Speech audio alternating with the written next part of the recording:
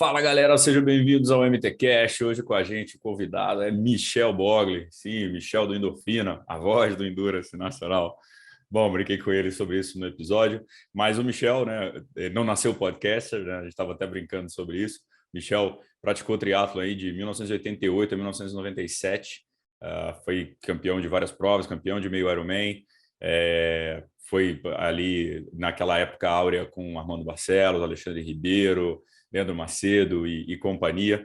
Então, um cara que tem bastante história aí dentro do triatlon, então contou um pouco dessa fase dele, dessa época do triatlon mais raiz, de certa forma, né? Com menos informação, muito volume de treino, galera trocando ideias ali para aprender o que treinar, como treinar. Então, foi muito legal conhecer um pouco dessa trajetória e saber um pouquinho mais desse momento do triatlon nacional, né? Quando o triatlon no Brasil estava começando.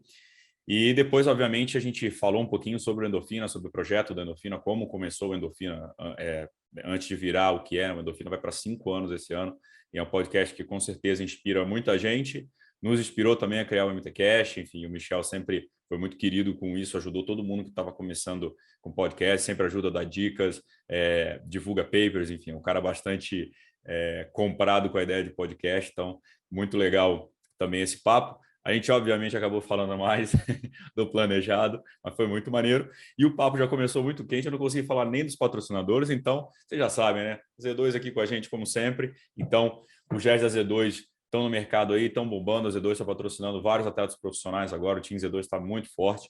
Então, vou deixar aqui o link na descrição do episódio e também quem estiver assistindo a gente pelo YouTube, o QR Code aqui em cima vai direto para o site da Z2. Então, dá uma olhada lá, os gés são muito bons, meu preferido é o Salted Caramel, é o que eu mais gostei. Então, vamos lá, dê uma olhada no Z2. E é isso, não é só gel, é Z2. E não esqueçam de seguir a gente, compartilhar, mandar para os amigos, para todo mundo que estamos produzindo muito conteúdo legal aqui no Mundo Tri para vocês. E bora para o episódio.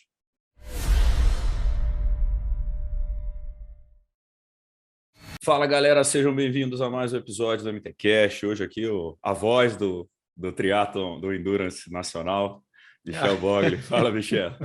Beleza, cara? Tudo jóia, cara, tudo bem? Gabriel, tudo bem aí quem tá ouvindo aí do outro lado, quem tá assistindo, né, do outro lado? Um prazer estar aqui finalmente, cara. Deu Se vai certo, ser né? mesmo o primeiro episódio do segundo ano, eu fico orgulhoso aí de estar batendo aí esse marco dentro do MTCast, logo depois do Mansur que estreou, né? O velho Há um falou que ano. volta no 100. Ele falou, no episódio 100 eu volto. Então, falta mais um Olha ano. lá. Daqui a um ano, teremos Mansur de novo aí. Gente boa, hoje, por coincidência, esbarrei com ele na passarela da ciclovia, eu indo embora, ele chegando. Parece um menino, né, cara? Não para de treinar, não para de ficar empolgado, né? Cara, tem duas pessoas, já vamos falar de triatlon, né? Uhum. Tem duas pessoas que...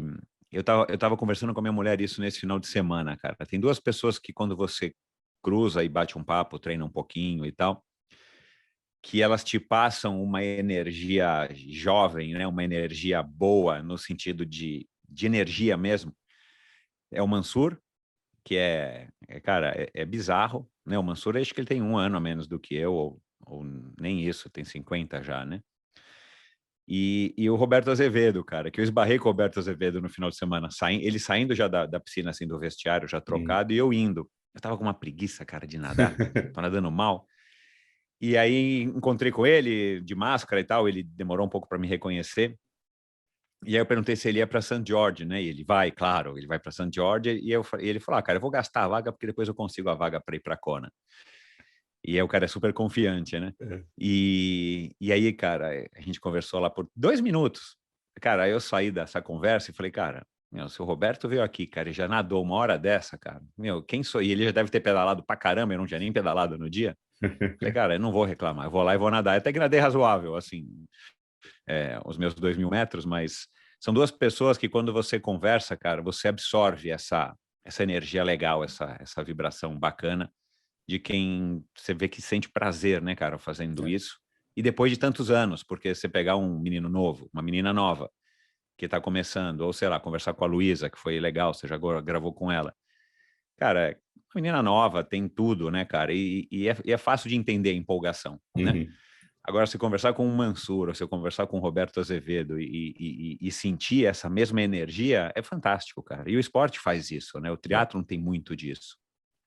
E, cara, eu lembro no meio da pandemia, aquela época que deu uma soltada, que teve o evento do Super League Indoor, Aham. e o Mansur não via os companheiros de treino do Pinheiros há, sei lá, 6 meses. Pois é. Cara, e era Matheus Diniz, o Felipe Bianchi, os caras jovens.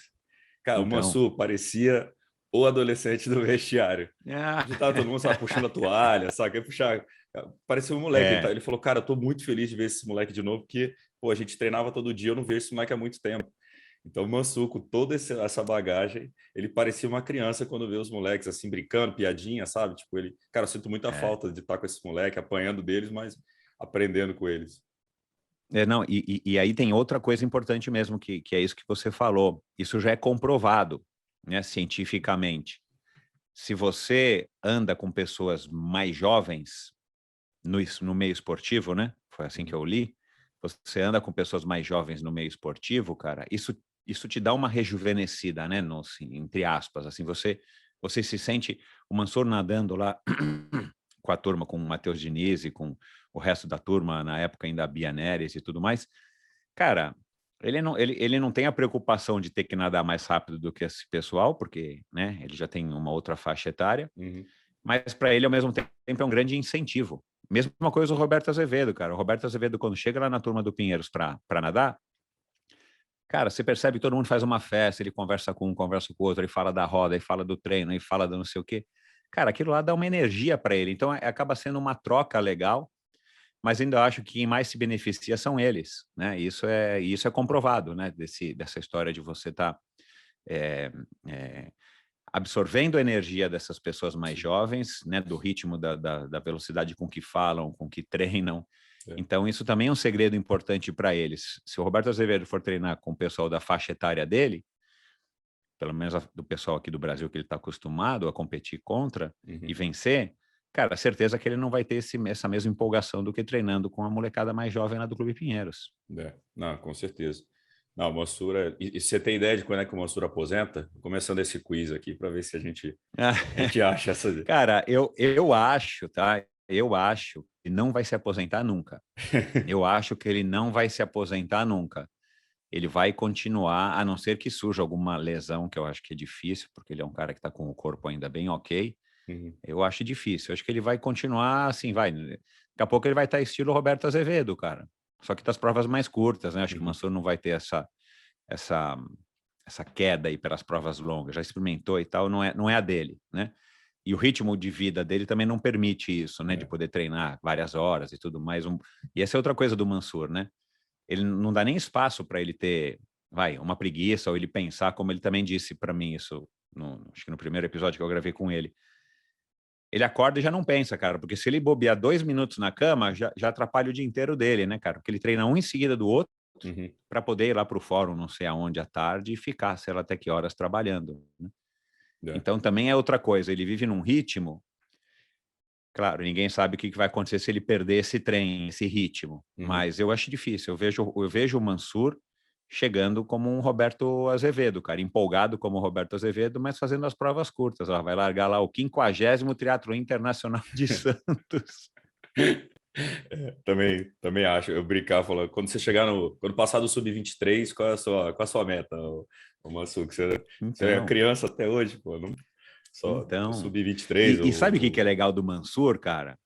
Quando eu competi ainda, né, e eu parei em 97, final de 97, e eu competi então um tempo com o Mansur, né, na mesma época a gente treinava juntos e tudo mais.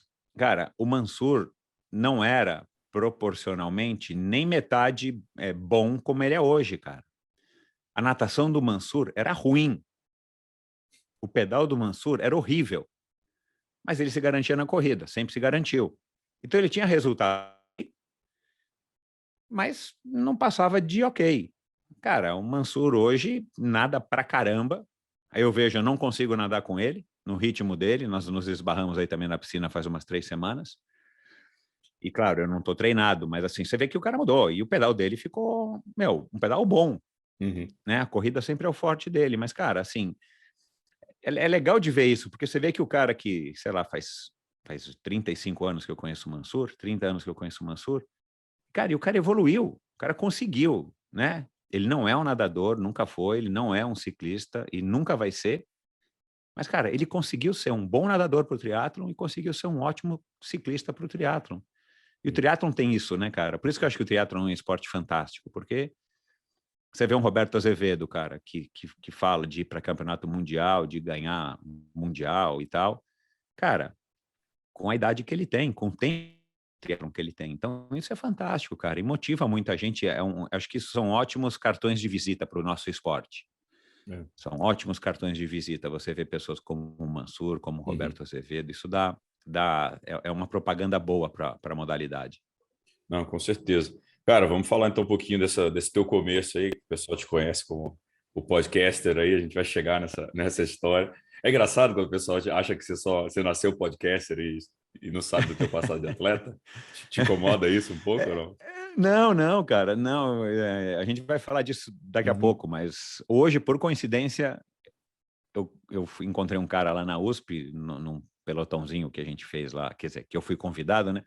Eu costumo dizer que eu sou bandeira branca, né? Eu treino de vez em quando com o Marcos Paulo, de vez em quando eu treino com o Walter Tuchti, e hoje eu treinei com o Clebinho. A assessoria dele chama Evo. E eu vou sempre convidado de pessoas que treinam com essas pessoas, né? Então isso é bom, é a vantagem de ser bandeira branca. E aí eu encontrei mais outro lá e tal, e a gente ficou batendo um papo rápido ali, aquela resenha rápida pós-treino, e aí o cara falou, pô, essa voz eu tô reconhecendo. Eu falei, pois é, cara, sou eu mesmo, Michel. É curioso, cara, assim, porque eu nunca imaginei que eu fosse chegar onde o Endorfina chegou. Claro, né, dentro do nosso nicho, do nicho, do nicho, do nicho, mas eu ainda estou conseguindo andar na rua e no shopping center sem ficar tirando selfie, nem, né?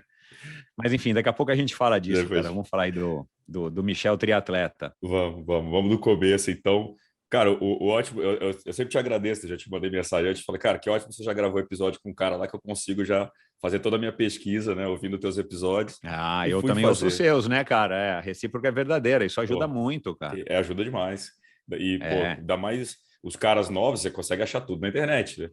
Mais antigo, você tem menos registro, é muito mais difícil você exato. montar uma pauta. E aí você facilitou até a minha pauta desse episódio, porque no site do Endorfina tem toda a tua biografia ali. Olha, o Michel já está É. pensando, quem quiser entrevistar já tem toda a pauta pronta.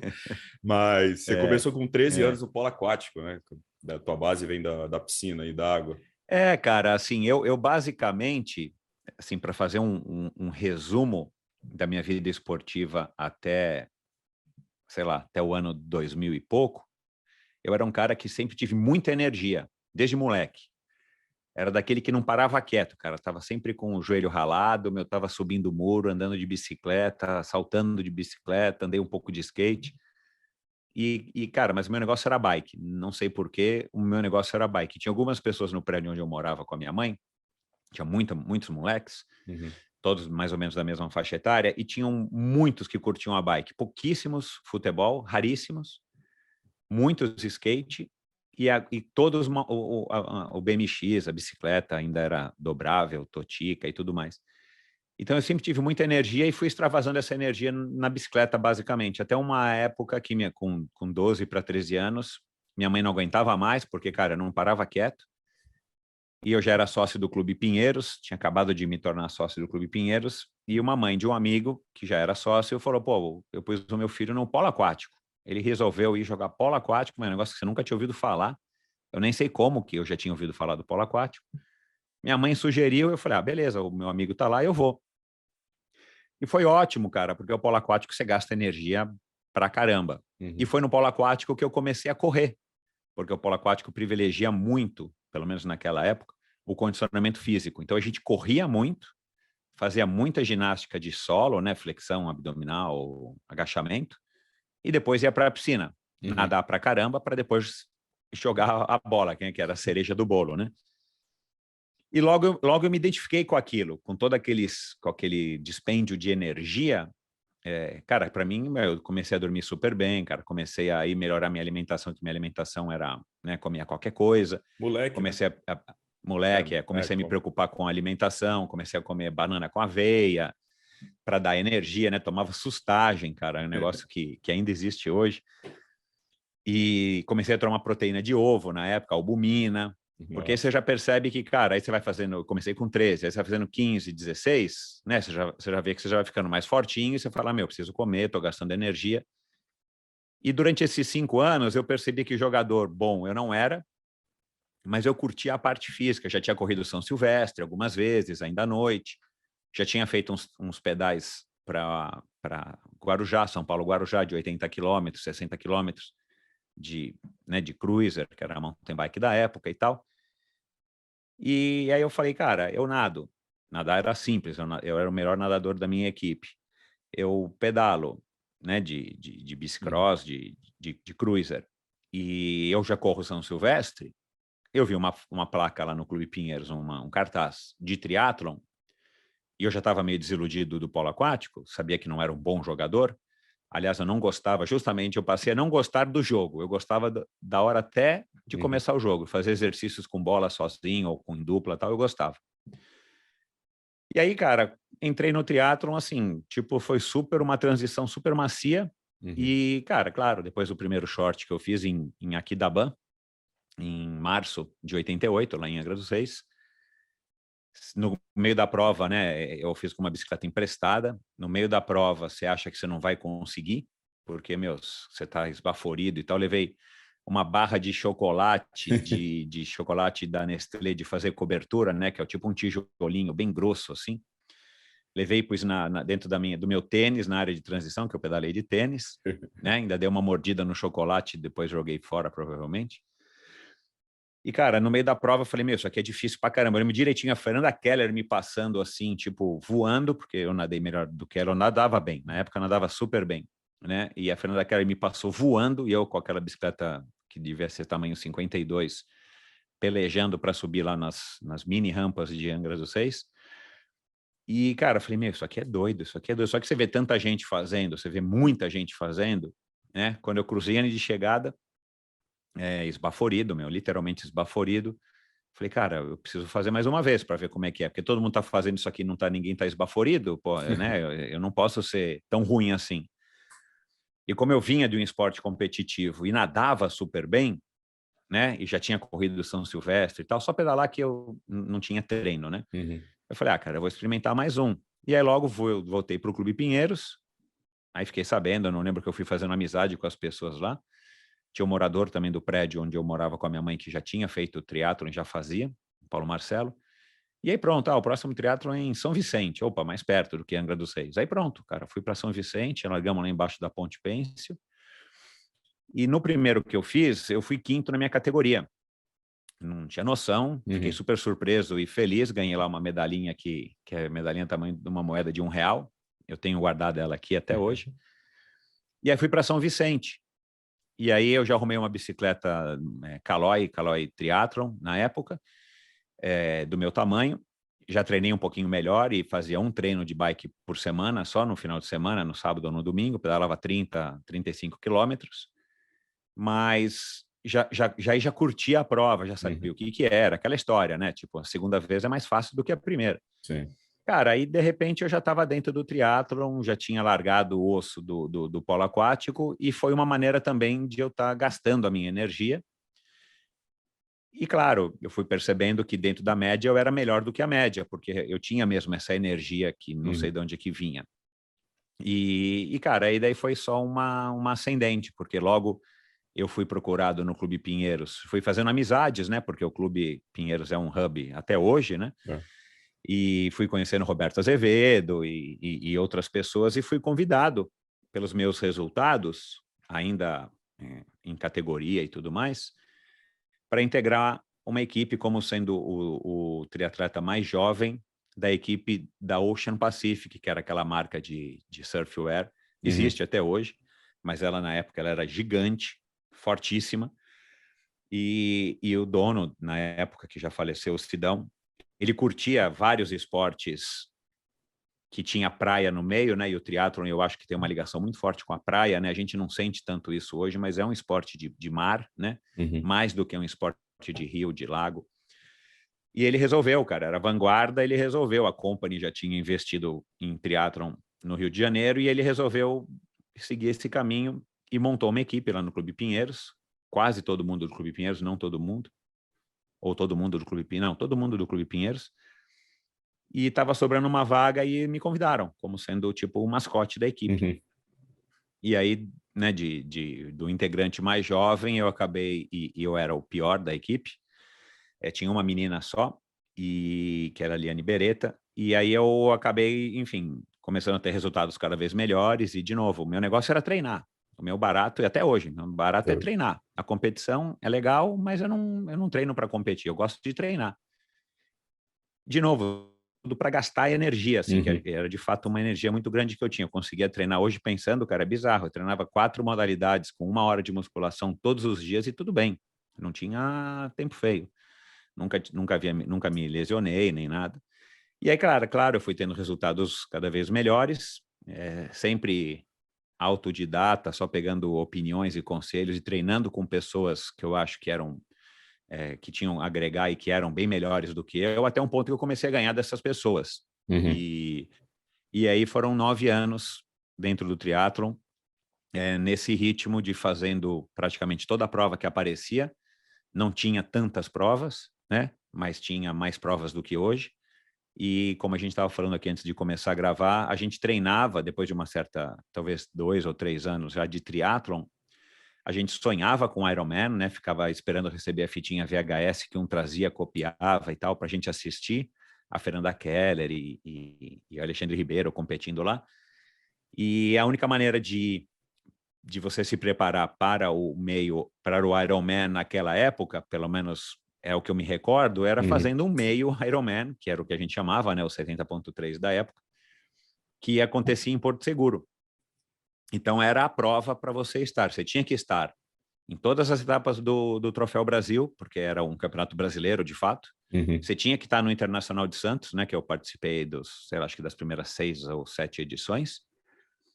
E você tinha que estar, se você queria dar um salto, eventualmente, para ir para um Ironman, né? E na época o Ironman para ir era o Ironman do Havaí, não tinham outros Ironman. Tudo bem, tinha o do Canadá, que era legal, tinha o do Japão, que era mais complicado, né? Tinha esse da Nova Zelândia, que eu acabei indo uma vez. Mas o negócio era o Ironman do Havaí, como é hoje, mas tinha menos opções de outras provas. Então você tinha que fazer o meio.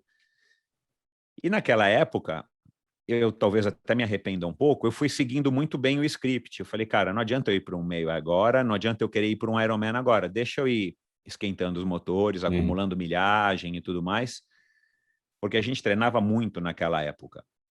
Era uma época que quanto mais você treinasse, melhor era para você, né? Muito embora não significasse necessariamente que você estaria evoluindo.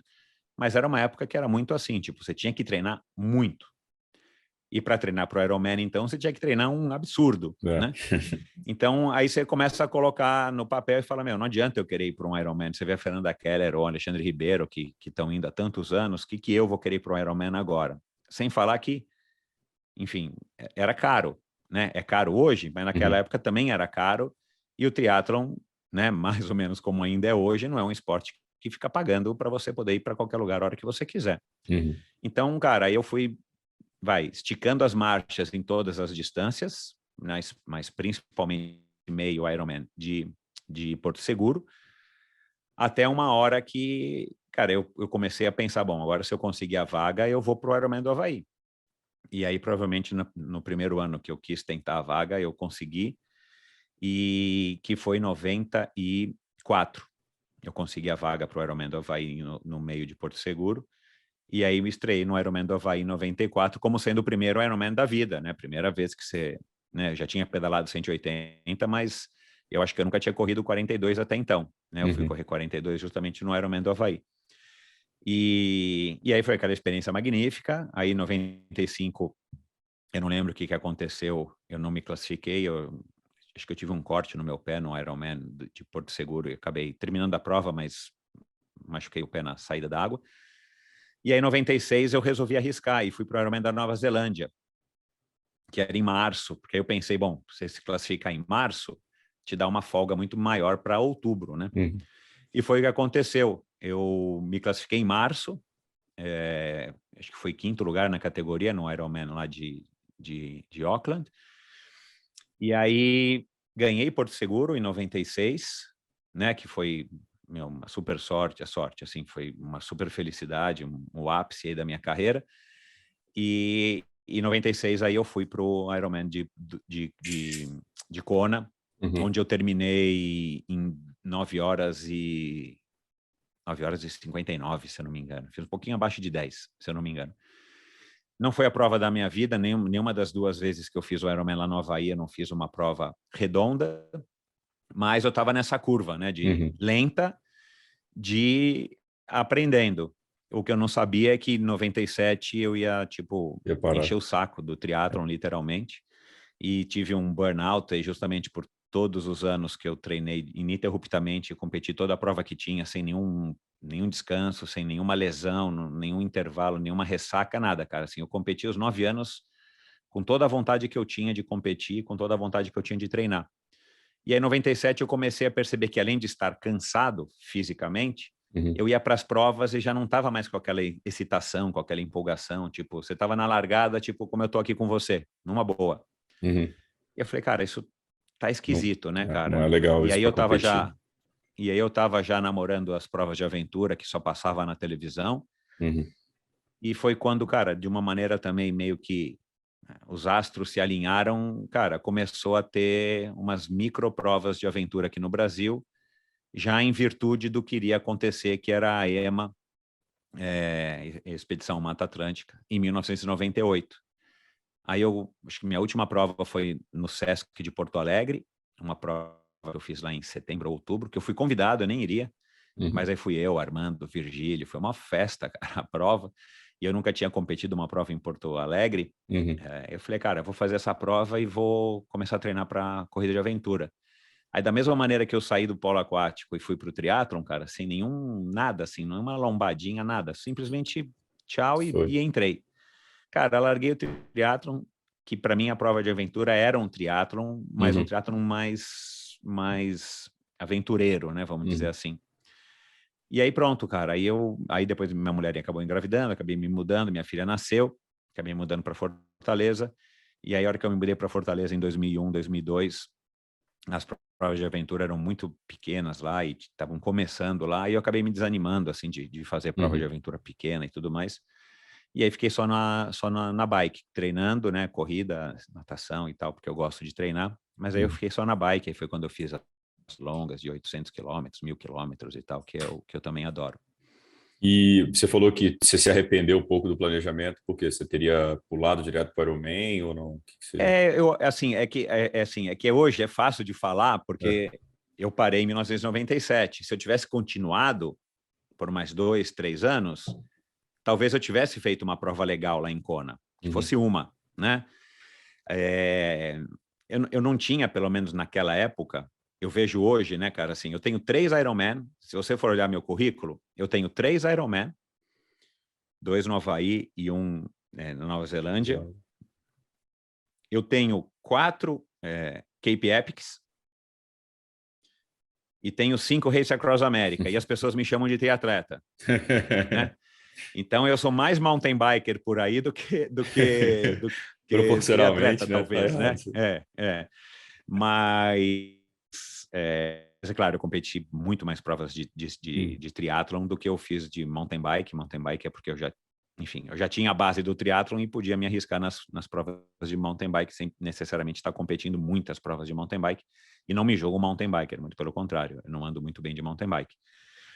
Mas se eu soubesse que eu ia parar em 97, eu queria ter feito mais Ironman para ver se eu conseguia fazer uma prova, sei lá, a minha meta, se eu tiver que te dizer hoje qual seria a minha meta no Ironman do Havaí, não hoje, porque hoje eu não tenho mais condição, mas assim, eu queria ter feito 9 horas e meia. Muitas pessoas com as quais eu competia naquela época fizeram 9 horas e meia, 9 horas e 40, e que chegava aqui no Brasil, eu ganhava com o pé nas costas, gripado, com febre, eu ganhava dessas pessoas. Então, eu acho que eu não fiz uma boa preparação, e talvez pelo meu tamanho, né? Na época eu tinha 82 quilos, e aí eu hoje em dia já acompanhando mais, entendendo mais, né, o perfil do triatleta, que na nossa época também, na minha época, o Dave Scott, ele era o cara mais pesado que tinha e ele ganhava o Ironman, né? O Mark Allen chegou já, quando a gente encontrava o Mark Allen por aí, ou no Teatro Internacional de Santos, a gente via que o Mark Allen era um biotipo, muito mais próximo do que é o biotipo hoje, de um Colucci e tudo mais, do que um meu, que é um mais próximo de um Dave Scott, que é um corpo mais de nadador, né? Mas eu acho que por conta desse meu volume, desse meu peso, desse meu tamanho, eu tinha na época em 84, hoje estou com 82, eu tinha que ter, assim, eu sofria para correr, sofria para pedalar, gastava muita energia, embora eu pedalasse bem. Então, talvez se eu pudesse voltar atrás, eu tivesse feito mais provas de Ironman, não sei com qual dinheiro na época, mas eu teria corrido atrás de fazer mais provas de Ironman, para quem sabe fazer uma prova, cara, que fosse para 9 horas e 45. Eu teria ficado muito satisfeito. O meu melhor lá, que acho que foi 9h59, eu não fiquei satisfeito. Eu fiz 10:03 no primeiro ano e acho que fiz 9h59 no segundo. Eu não fiquei satisfeito. Não, fiz 9h55. Aí, na Nova Zelândia, eu fiz 9h45. Mas é uma prova mais fresquinha, né? Era uma prova diferente e não conta tanto quanto no Ironman do Havaí. Mas eu curti de qualquer maneira, cara. Assim, eu tenho memórias excelentes daquela época, cara. Por tudo, não só por causa do triatlo, mas era uma outra vida que eu levava, que era uma maravilha. Bom demais. E, cara, essa época você falou até de corpo e tudo, eu acho que era uma época, eu às vezes comparo um pouco do triatlo com o que era o MMA lá atrás, né? Que aí você juntava um monte de gente de especialidades diferentes e a galera se batia. Exato. Hoje o atleta tem que ser completo, como a gente vê aqui, cara, o triatleta tem uma defasagem na natação, já era. Não corre bem, Exato. já era. Exato. E era assim, né? Cada um de um jeito, cada um com corpo, cada um Naquela com época não tinha um cara assim que nasceu, né, entre aspas, que começou no triatlon. O cara vinha de uma outra modalidade, do polo aquático, da natação, né, de Jean Madruga e tantos outros, aquele alemão Wolfgang Dietrich, eu não sei se você já sabe quem é, mas ele era um cara que tinha o recorde durante muitos anos no Ironman do Havaí. Aí depois acho que teve aquele Bradshaw lá, o Ken Bradshaw, que passou ele, mas, cara, e ele era tipo o Jürgen Zak da época, né? O Jürgen Zak com certeza se inspirou nele. Cara, ele pedalava na frente, praticamente quase até o final da bike. Mas nadava pra caramba, aquele cara era do meu tamanho. Aquele cara lá talvez tivesse 80 quilos, 2 quilos a menos do que eu. O cara era uma máquina de natação. E a gente vê hoje, os caras nadam muito melhor, os caras pedalam muito melhor e correm muito melhor, mas, cara, é tudo um biotipo mais para Colucci, que eu fiquei assustado o dia que eu vi o Colucci, cara, achei ele muito corredor, né? Os bracinhos finos, cara, o corpo estreito, né? E o cara é só pulmão, do que na minha época. Na minha época a gente conseguia, você vê, eu, quando ganhei Porto Seguro em 86, em 96, eu ganhei do Armando, eu ganhei do Galindes, eu ganhei do Garzon, eu ganhei de quem estava lá, né? Do Alexandre Ribeiro, quer dizer, e eu pesava 82. Ainda dava. Hoje em dia, cara, eu não sei se existe alguma estatística, mas acho que não tem ninguém com mais de 75 quilos que ganha alguma prova importante no seu país, né? Enfim. O esporte mudou, evoluiu, né, cara? Amadureceu, na verdade. O esporte era um tubo de ensaio onde jogavam vários ingredientes diferentes. E hoje não, hoje já tem a receita do triatleta, né? A gente pega essas meninas que começaram cedo, a Vitória, a própria Luísa e por aí vai, cara, essas meninas praticamente começaram, né? Mesmo a Pamela, que começou na natação, daqui a pouco está no triatlo. A natação é uma base ótima, né? Como teve também a Vitória. É uma base excelente, né? Aliás, se a gente pudesse recomendar aos nossos filhos, tipo, faz um esporte, faz... A minha recomendação é nada desde moleque. Quando você tiver uns 13, 14, vai jogar polo aquático, pra você ganhar um pouco mais de breu, né? E de ter contato com equipe, de saber lidar com frustrações e tal. E a hora que você tiver 17 para 18, cara, aí vai pro triatlo. Não precisa nem começar no triatlo tão cedo. Mas se você tiver o condicionamento físico que a natação te dá, e que o polo aquático te dá, porque o polo aquático privilegia muito, cara, o condicionamento físico, né? Assim, você corre, você faz musculação, ginástica, e aí você vai pro triatlon, cara. Porque também começar no triatlon...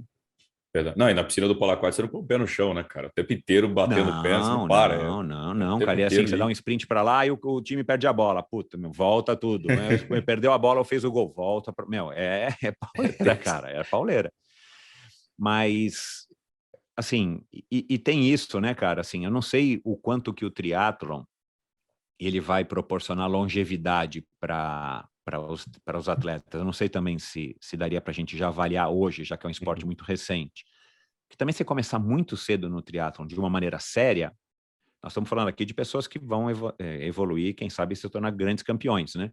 Para o amador seria legal, cara. O pessoal começar com 13, 14, 15, arruma um lugar aí para pedalar e vai embora.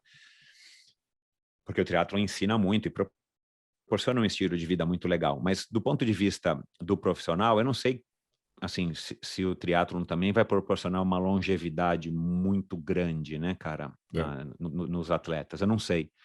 Porque, cara, hoje em dia talvez não se treine tanto, mas treina muito mais forte, né, cara? Se treina muito menos volume, mas muito mais específico por conta de todas as métricas e da evolução e tudo mais.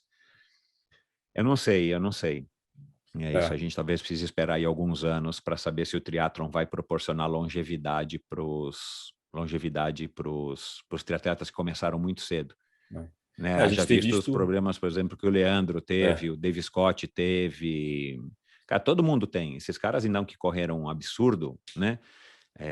Na sua carreira como atletas, ou foram muito pesados como eu, né? Que já não consigo mais correr, tem algum problema na panturrilha que me impede de correr. Tenho certeza que foi dos fortes treinos que eu fiz sem nenhum tipo de orientação, né? Na época não tinha, não é nem que eu não queria ter, mas eu seguia o mínimo lá da lógica que todo mundo seguia na época, não era o cara que treinava fora da curva. Mas eu não consigo mais correr, ninguém descobre o que eu tenho, né? O Leandro teve que trocar o quadril, o outro teve que, né? O Mark Allen já operou, o Dave Scott já operou não sei quantas vezes o calcanhar, né? Agora, se você começar talvez com 23, 22, 25 anos, talvez seja interessante para você ter um pouco mais de longevidade e depois, né, cara? Isso é uma coisa que a gente não pensa quando é jovem. Mas... E eu não me arrependo, porque eu consigo pedalar, eu consigo nadar, eu tenho vontade de correr. Eu não consigo correr de uma maneira frequente. Eu corro, eventualmente, quando não dói, né? Mas, cara, se a gente vai parar com 35, que pare com 40 anos, como um Frodeno, que ainda está aí, cara, você tem muita vida pela frente. Sim. E se você começar a ficar muito debilitado para fazer as outras coisas, cara, isso te aborrece, né? Tipo, não vai conseguir mais agachar, não vai mais conseguir fazer isso ou aquilo outro. Mas a verdade é que quando a gente é jovem, a gente não pensa muito nisso, né? A gente acha que quem tem 40 tá velho. Exato. Não, isso é verdade. Cara, isso é uma discussão interessante. Você falou do Frodeno. O Frodeno está 41, 42 e está indo, possivelmente, o último ano dele, mais 1 ou 2 anos. Eu não acho que ele vai ficar também muito mais longe. Ele não tem mais que provar nada para ninguém, né? Mas Exato, meu. O cara já chegou muito mais longe do que ele poderia ter chegado, né, meu? E Pelo menos a gente enxerga assim, né? Não, eu falo, sempre me xinga quando eu falo isso, mas, cara, quando ele ganhou a medalha olímpica, tudo bem, ele já era um top contender ali, mas ele não tinha ganho um título mundial, ele não era um cara, não era o domínio, por exemplo, que o Javier e o Alistair tiveram. Mas o Frodeno, a Olimpíada é aquele negócio, tem os top contenders ali, no dia bom, o cara vai levar.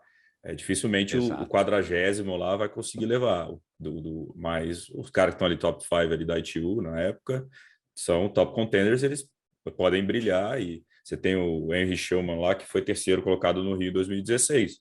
Ninguém apostaria. O próprio Hayden Wild lá, que foi esse ano em Tóquio. É o cara que saiu do nada, mas é o dia da Olimpíada. Saiu do nada, entre aspas, né? Mas assim, né? É um cara que dificilmente estava nas apostas de alguém e saiu, enfim. E o Frodeno se redescobriu como atleta na longa distância e está ali longevo. Mas ele descobriu, acho que o jeito dele de treinar também. Ele não faz mais as loucuras que os jovens fazem. Não dá, Gabriel. Eu tô com 52 anos, cara. Não dá. Meu, não dá, cara. Assim, tipo, dá para ver um Mansur, por exemplo, né? Que eu acompanho, não de perto, mas acompanho um pouco. Ele sempre foi o cara que treinou pouco, mais intenso. E de alguma maneira, claro, associado ao biotipo, ao tipo de treino e tudo mais, a recuperação e tudo mais, a sua individualidade, cara, é uma coisa que se adaptou bem para ele, cara. E eu tenho certeza que isso é um grande fator que faz com que ele seja competitivo até hoje, né? E o Mansur tem todos os méritos do mundo. A cabeça é o que mais conta, mas assim, como é o do Roberto, o corpo do Roberto já não é um corpo muito saudável, mas o que manda ali é a cabeça. Mas o Mansur, cara, ele tem um corpo super saudável, né? Tipo a Fernanda Keller, cara. Meu, pelo que a Fernanda Keller fez na vida dela, cara, a Fernanda Keller é uma moça de 20 anos, cara. O corpo dela é perfeito, cara. Ela não tem lesão, né? Claro, ela já não tá mais treinando o que ela já treinou, mas assim, ela conseguiu passar, mas são poucos, né? Então, de vez em quando a gente aborda esses assuntos, seja no Endorfina ou com pessoas que eu sou amigo.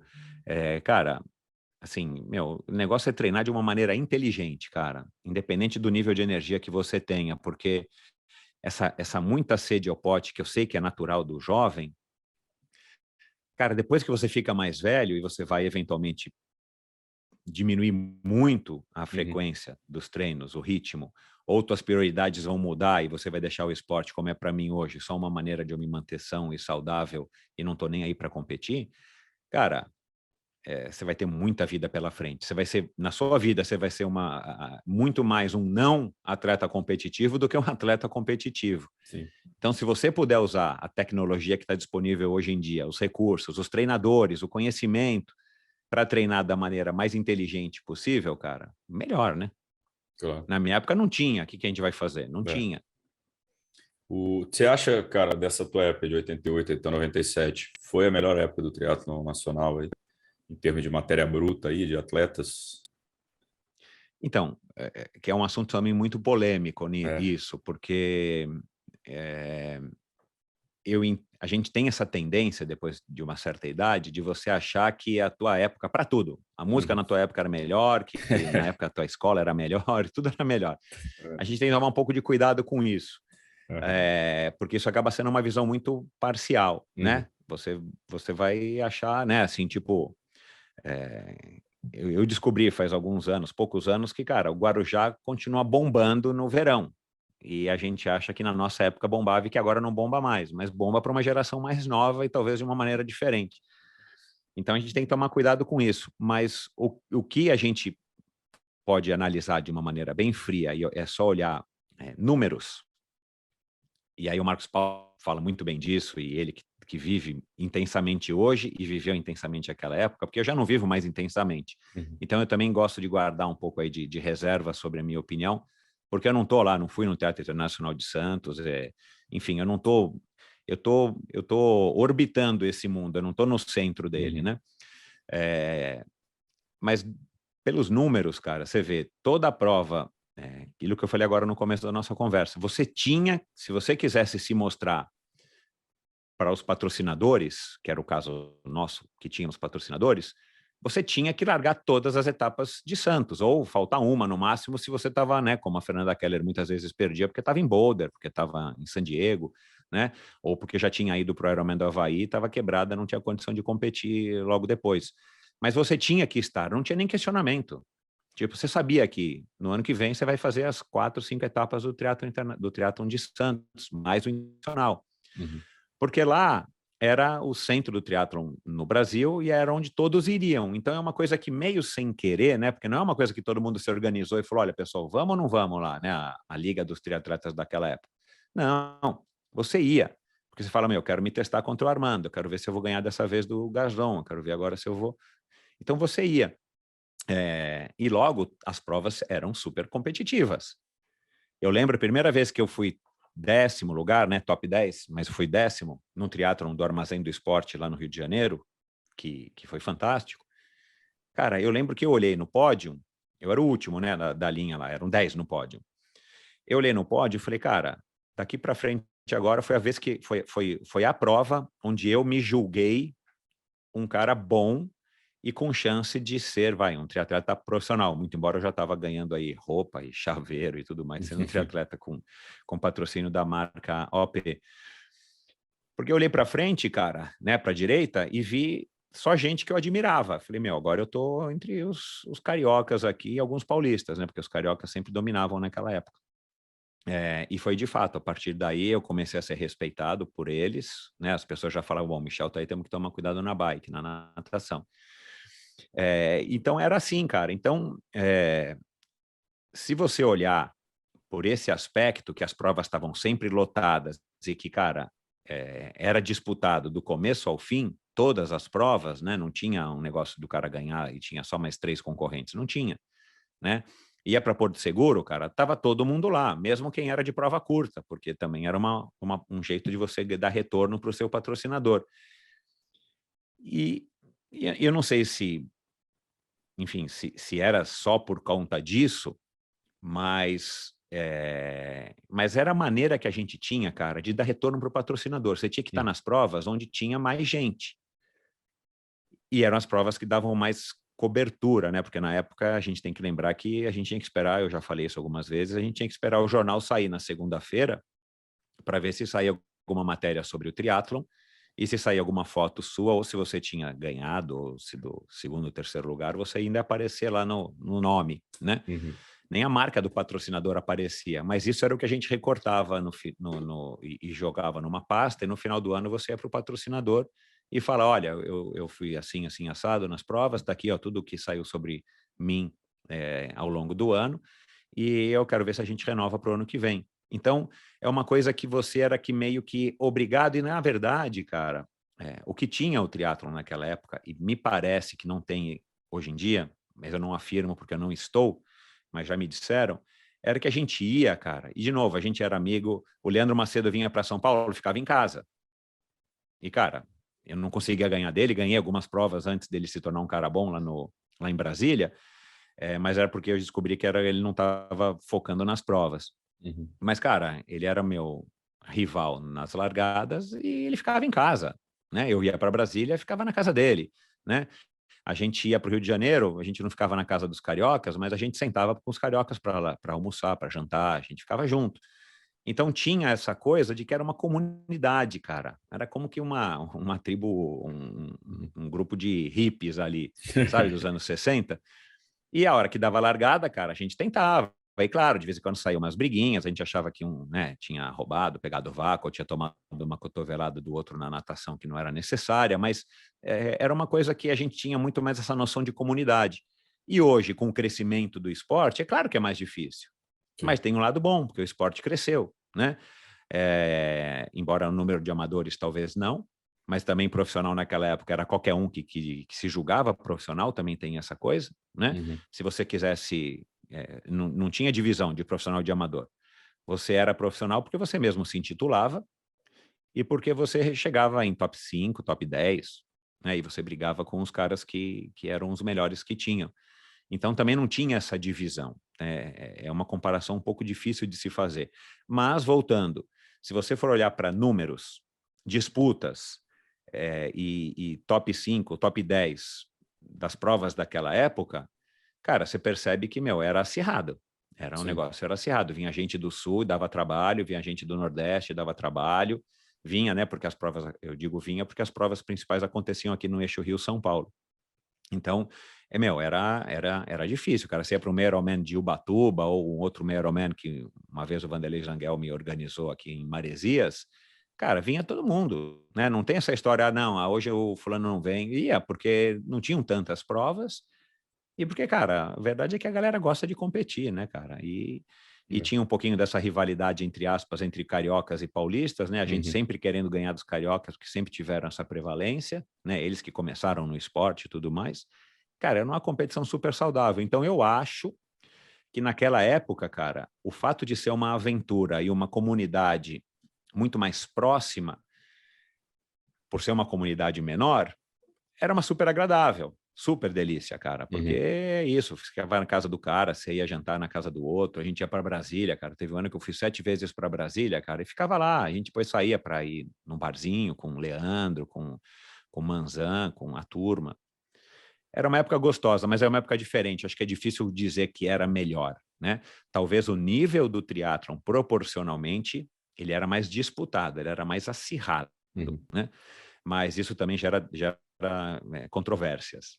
Não, e tem também querendo ou não, o resultado do Leandro, né, cara? Campeão mundial, o Manzan dando nas cabeças no mundial. Então, Então, isso também corrobora com essa visão de que era uma geração ali realmente muito é, privilegiada, assim, geneticamente se falando. a gente for olhar hoje, se a gente for olhar hoje para o triatlo e falar assim, cara, qual é a melhor época do triatlo em termos de resultados mundiais? É naquela época. A Fernanda Keller era top 3 no Ironman do Havaí, né, com repetidas vezes, 6 vezes, e o Leandro Macedo e o Alexandre Manzan foram campeões do mundo. É. Assim, é tão claro quanto isso. Hoje a gente não tem nenhuma brasileira que chegue em nem top 10 no Ironman do Havaí e nenhum outro brasileiro, né? E a gente não tem nenhum brasileiro na ITU que é campeão do mundo ou campeão de Uhum. alguma etapa. Então, assim, se a gente for olhar friamente números, naquela época a gente tinha resultados proporcionalmente melhores. Ah, legal. Cara, quando você saiu para esse negócio de corrida de aventura, você falou que ficou um tempo e tal, que quando é que você descobriu que assim, a gente fala de... Hoje a gente normaliza certas coisas, né? Por exemplo, a galera hoje fazer o Ironman não é mais um bicho de sete cabeças como era antes. Terminar um Ironman, né? Então hoje você tem assessoria, você tem formação, um atleta sem bagagem de esporte consegue, não é o meu conselho, mas ele consegue terminar um Ironman. Então já não é mais uma prova tão... Peraí, deixa eu corrigir aqui, senão vão me xingar. É desafiador, mas é factível. E quando você descobre que o Ultra Endurance é a tua praia, que você... Cara, isso aqui não está longo o suficiente, 10 horas de prova não é longo o suficiente, eu vou fazer Race Across America, o Cape Epic, de onde veio que você descobriu esse talento de querer Então, você ficar vê, horas né, e cara, horas assim, ali. de novo volta aquela história que eu só fui descobrindo isso com o passar dos anos, essa coisa de energia que eu tenho, cara. Assim, tipo, eu percebo que os meus melhores treinos na época que eu treinava eram os treinos melhores treinos em termos de tempo, de desempenho, eram os treinos que eu estava morto, que eu chegava na piscina, ou que eu chegava para correr, ou que eu chegava para pedalar e eu estava cansado.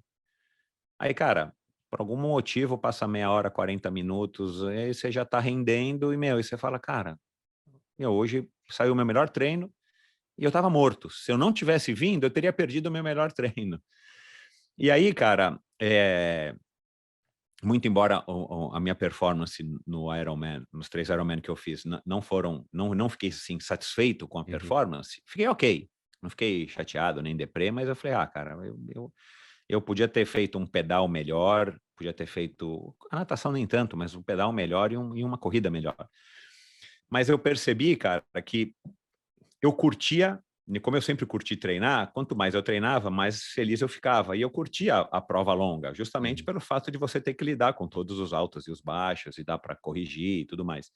E aí, cara, eu já assistia na televisão as provas de expedição de aventura, e nunca imaginei que elas viriam para o Brasil, cara, assim, e era em TV aberta, né, não, nem sei se tinha TV fechada nessa época, então a gente tinha que dar sorte de mudar no canal e tá passando um raid Galois e tudo mais.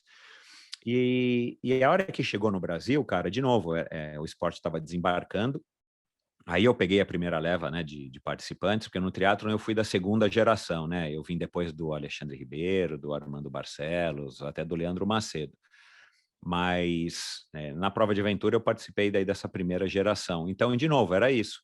Tinha os mountain bikers, surgiram os triatletas, como a Cristina de Carvalho, eu, o Pedrão e tantos outros.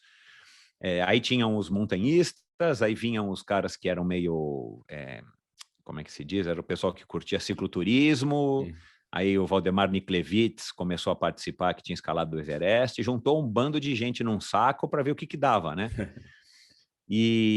Cara, para mim era muito nítido o fato de você ficar vários dias, né, várias horas e vários dias fazendo esporte. Eu imaginei, cara, que deveria ser uma delícia, porque eu gostava dessa coisa longa. E, de novo, para mim era um triatlon com esportes diferentes e num ritmo um pouco mais lento, mas você iria mais longe. Acabou que eu estava redondamente enganado, porque o fator da navegação anula qualquer vantagem física que você tenha. Então, eu cansei de ficar correndo para lá e para cá, correndo para lá e para cá, correndo para lá e para cá. Uma prova eu corri 50 quilômetros, cara, do lado de um cavalo, enquanto um companheiro de equipe ia no cavalo, e não adianta se a gente está correndo para o lado errado, né, cara? Mas, enfim, pesadas também. Mas curtia, cara, porque, de novo, assim, para mim, a história da aventura. E o triatlon, você falou aí agora, o triatlon tinha isso, cara. O triatlon era uma aventura. Cara, o fato, eu descobri faz uns 4 anos que você podia pedalar, não sei se no Zwift, em qual aplicativo, no percurso de Kona. Então, a hora que o cara chega em Kona, ele já pedalou 1000 vezes no percurso, cara. Tudo bem, não tá com calor, não tá com vento, mas o cara já sabe, meu. Cara, isso é uma maravilha, né? Isso é uma maravilha, cara, assim. Mas tira o brilho de você chegar lá, abrir a porta do avião, cara, tomar aquela sauna na cara, e você só lembrar dos vídeos que você assistiu do Dave Scott e do Mark Allen lá competindo em 89. Então aí você começa a passar, você vai reconhecendo os lugares, mas você não viveu aquilo. Então isso é gostoso, cara, né? Aquela história. Você vai dar um presente para alguém, cara. Você vai dizer qual é o presente? Você embrulha para que a pessoa fique na expectativa, né, cara? Então tem esse lado. Em compensação, eu acho que era mais difícil de acertar, por tudo isso que você falou. Não tinha facilidade de acesso à informação, não tinha técnicos, você não tinha acesso a equipamento. Cara, eu comprava bermuda de ciclismo para mandar para o Nordeste, cara, aqui em São Paulo. No Nordeste não tinha loja de bike. Os triatletas do Nordeste que eu fiquei amigo, eu mandava para eles, cara, bermuda de ciclismo, meu, que eram nacionais. Então, assim, era uma outra época, cara. O fato de você viver a aventura, eu acho legal. Tem gente que não gosta, tem gente que quer tudo previsível. Eu curti. E aí, cara, a hora que eu fui para a prova de aventura, meu, que você tinha um mountain bike, que você não sabia nem para onde você estava indo, meu, uma delícia, cara, que você saía para correr e você não e você achava, né, que você ia correr a 4:30 para 1, e de repente vem uma rampa, cara, que você vai ter que caminhar. Cara, era uma delícia. Meu, era uma delícia. Se jogar num rio, cara, para nadar, igual a gente nadou uma vez no saco do Mamanguá, lá perto de Paraty, meu, de tênis, mochila com 5, 6 quilos, cara, de capacete, e você tendo que... Você fala, vou sair nadando, mas, meu, você vê que não dá para você nadar olhando para cima, num nado de crawl normal, porque o colete salva-vidas que você é obrigado a usar não te deixa. Aí você descobre que você nada bem pra caramba costas. Cara, isso é uma delícia, meu. É uma delícia, cara. Então, foi isso que eu curti nas provas de aventura. E, de novo, pelo fato de ser todo mundo novato naquela época, na modalidade, e não tinha gente muito jovem, né? Porque, de novo, para o cara se jogar numa prova de aventura, o cara já tinha que se sentir um pouco mais preparado, porque tem essa questão que dá um pouquinho de medo, você fica no meio do mato perdido e tudo mais, né? Envolve um risco muito maior do que em outra modalidade. Então, cara, aí você se relacionava com pessoas super legais, cara, pessoas que vieram do mountain bike, pessoas que vieram do montanhismo, como eu falei, ou pessoas que vieram enfim, de diversas modalidades. Então, meu, foi uma alegria, cara. E de novo, né, eu gravei um episódio com o cara que trouxe as corridas de aventura para o Brasil, Alexandre Freitas, que infelizmente faleceu no ano passado. Cara, a hora que a gente começou a conversar e lembrar de como é que era, meu, era uma loucura, meu. Era uma loucura, cara. É igual os triatlons, o Ironman do Brasil, que começava começava em Angra dos Reis e acabava no Rio de Janeiro, cara. E o pessoal terminava correndo na Avenida Brasil, cara, cheio de ônibus e caminhão. Você vê as fotos, você fala, meu, como é que o cara fez um triatlon e foi correr uma maratona na Avenida Brasil, né? Como é que a gente fazia a prova de aventura naquela época, cara, sem ter nenhum conhecimento, se jogando naqueles matos lá, aqueles matagais, nem a gente, nem os organizadores, né?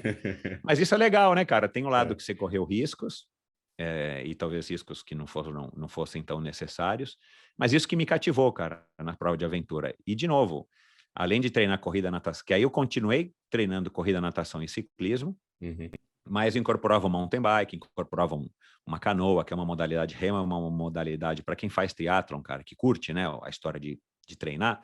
Cara, o remo é fabuloso, meu, muito legal, cara, dá uma variada legal no visual, você tá no mar, num rio, num lago. Então, e tudo isso eu curti, cara.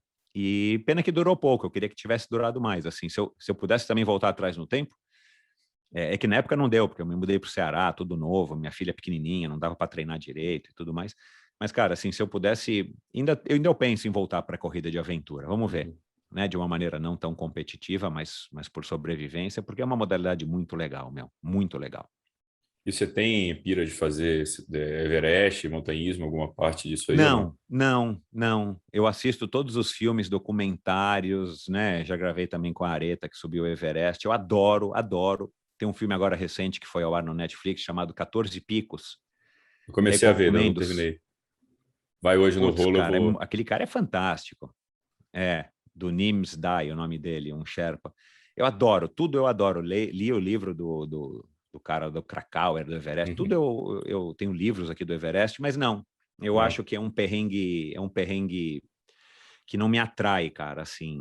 Tipo, eu tive agora, no final do ano, tive na França e fui para Chamonix e subi foi a experiência mais alta que eu tive na minha vida em termos de altitude. Eu subi num lugar lá chamado Aiguille du Midi, Agulha do Meio-Dia, que é o lugar mais alto que você tem ali na região e que você vê o Mont Blanc na tua frente, assim, bem pertinho, né? Mas, na verdade, ele está longe porque, né, tem o vale todo embaixo. e acho que a gente subiu a 4.600 metros. E tudo bem, no auge do inverno, mais 4.600 metros não é nem perto de 6.000 ou de 8.000, né? Cara, mas um frio, um vento, cara. Sem falar um pouquinho de falta de ar que eu tive. Eu estava andando, estava de turismo com minha filha de 5 anos, não estava, né, não tava fazendo nenhuma modalidade esportiva. Ah, cara, é legal, bonito de ver, mas é mais legal ver da televisão, porque, cara, é um desconforto pra gente que não é acostumado com a temperatura de frio, cara. Eu acho que é um desconforto para mim, né? Para mim, minha opinião, que eu não preciso passar. Uhum. Eu não preciso passar esse frio e principalmente o frio com vento e depois a falta de ar, né? É. Ah, condições completamente inóspitas, né? A gente que o ser humano que está errado, né, de tentar subir aquilo ali, O né? ser humano que está errado, né, cara? Assim, e por isso que eu tiro o chapéu para esses caras todos, meu. Sim. Todo mundo que já tentou, mesmo um cara que vai até 6.000, né? Vocês gravaram, acho que com o Ciro, né? O Ciro já foi para Concagua. Acho legal, cara. Mas eu incentivo, vai, meu. Só sabe que é perigoso, mas, meu, deve ser legal.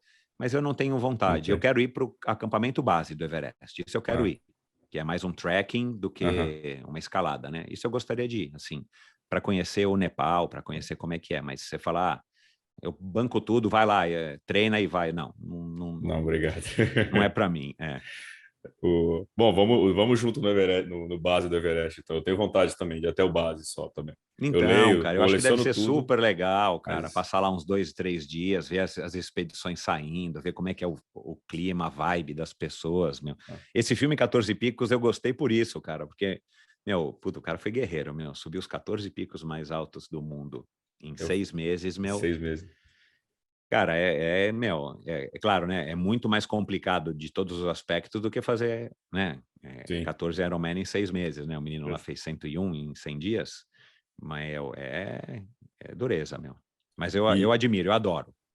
e Race Across America, você ainda tem vontade de fazer? Ou por enquanto. Tenho, tenho. Eu acho que essa prova foi a prova que transformou a minha vida. Pelo tamanho da prova, né, cara? Assim, não é à toa que eu voltei 5 vezes e depois já fui mais 2 como staff e devo ir ano que vem de novo. Mas e é difícil de talvez conseguir passar isso para você e para quem está ouvindo, mas eu tento. A prova, cara, né? E eu já vim pedalando de Fortaleza para cá, porque houve uma época que a gente tentou fazer uma prova, tentaríamos fazer uma prova Race Across Brasil, mas primeiro que é super perigoso, meu, super inseguro, e que você não tem o visual, né? Não que os Estados Unidos seja mais bonito do que o Brasil, mas contando com a estrutura, os Estados Unidos acaba ficando mais bonito do que o Brasil, porque você passa por lugares magníficos, você tem uma percepção de que o mundo, cara, é gigantesco, né? Parece meio piegas falar isso, mas meia hora que você passa no Vale dos Monumentos, no Monument Valley, no Arizona, a hora que você vai no Colorado, depois as retas e as planícies do Kansas e tal. Cara, aquilo você se sente, meu, assim, tipo, meu, um ser minúsculo, mas ao mesmo tempo, cara, você fala, meu, eu tô fazendo isso aqui com minhas próprias pernas, né? Eu fazendo a minha própria propulsão. E é um pouco diferente do triatlon, porque, cara, a corrida, né, você tem uma autonomia muito menor do que na bike, né? Uhum.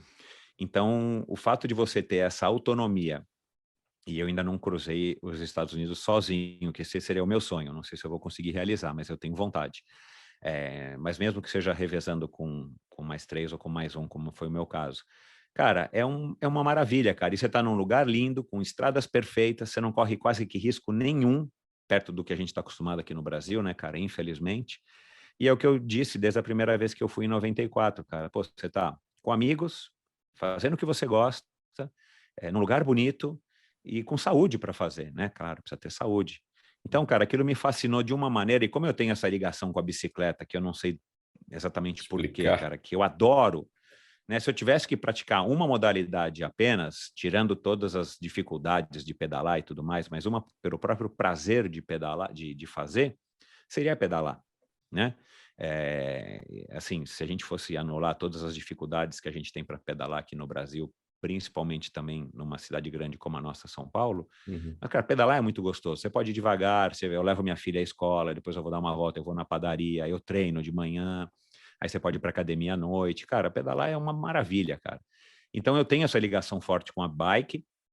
E aí, cara, pô, você pedalar 5.000 quilômetros num país maravilhoso, passando por cenário, meu, pedalei em reserva indígena, pedalei ao lado de búfalos, cara, você ficava assustado, não tem coisa mais legal para mim. Então eu vidrei nisso e, claro, de novo, né, hoje em dia eu não tenho mais essa energia, mas eu tinha uma energia que, cara, em 94, eu fui pro Ironman, no meio do ano eu fiz o Race Across America, cheguei aqui no Brasil, acho que umas semanas depois, tinha uma prova do Célio Balieiro que acontecia lá no Shopping Morumbi, um duatlon, chamava duatlon, né? Que era corrida, natação, corrida, ciclismo e corrida, pedalava na marginal. Cara, eu ganhei de Adriano Bastos, eu corria super mal a primeira corrida, aí pedalava muito, e a segunda corrida eu corria mais forte do que a primeira. Então eu ganhei muitas dessas provinhas. Então, cara, eu tinha uma energia bizarra e tinha acabado de pedalar 1.500 quilômetros no Race Across America em uma média absurda. Então, cara, aí acabou sendo transformador para mim. Tanto é que eu voltei em 96, 97, voltei em 2000 e voltei em 2001. E teria voltado mais vezes se eu tivesse condições financeiras de voltar. Como eu quero voltar ainda hoje, né? Agora eu preciso também de condições financeiras, mas preciso estruturar minha vida para fazer uma prova que eu queria fazer em dupla. Não solo ainda, mas eu queria fazer em dupla, que para mim é o 70.3 do ciclismo de ultradistância, é fazer o Race Across America em dupla. É a distância ideal, onde você consegue curtir sem se sacrificar um absurdo. E, cara, e foi isso que me levou também para Cape Epic, né? Assim, eu curto mountain bike, treino quase nunca ou nunca, mas o fato de você fazer vários dias, na primeira Cape Epic que eu fiz foram 1.000 quilômetros, e depois eles reduziram, mas você fazer vários dias, um atrás do outro, e depois de passar um dia inteiro no pedal intenso, você poder parar, tomar um chuveiro razoável e deitar numa barraca que seja, mas comer uma comida e tal, e interagir com aquelas pessoas de várias nações, aquilo é maravilhoso. Você se sente um profissional. Esse é o apelo dos caras, né? É o apelo do outro route, é o apelo dessas provas. Você se sente um profissional, né? E num lugar magnífico como é a África do Sul, o Western Cape, né? E esse ano, quem sabe, cara, eu me animo a fazer o Brasil Ride que eu tô devendo lá para mim e para o Mário Roma, cara. É uma prova tão fantástica como o Brasil Ride aqui no Brasil, eu ainda não consegui ter energia para participar, conseguir engrenar treino para participar. Tem que treinar, né? Tem que dedicar também de treino. O meu objetivo, Gabriel, é assim, as pessoas às vezes não entendem, sabe, cara? Pô, Michel, você consegue fazer com o pé nas costas, mas eu não quero fazer sofrendo assim daquele jeito que perde a graça, para você chegar zoado e ter que tomar uma intravenosa. Não, eu quero fazer, cara, não quero ganhar, mas eu quero fazer, pô, curtindo, eu não vou ficar parando para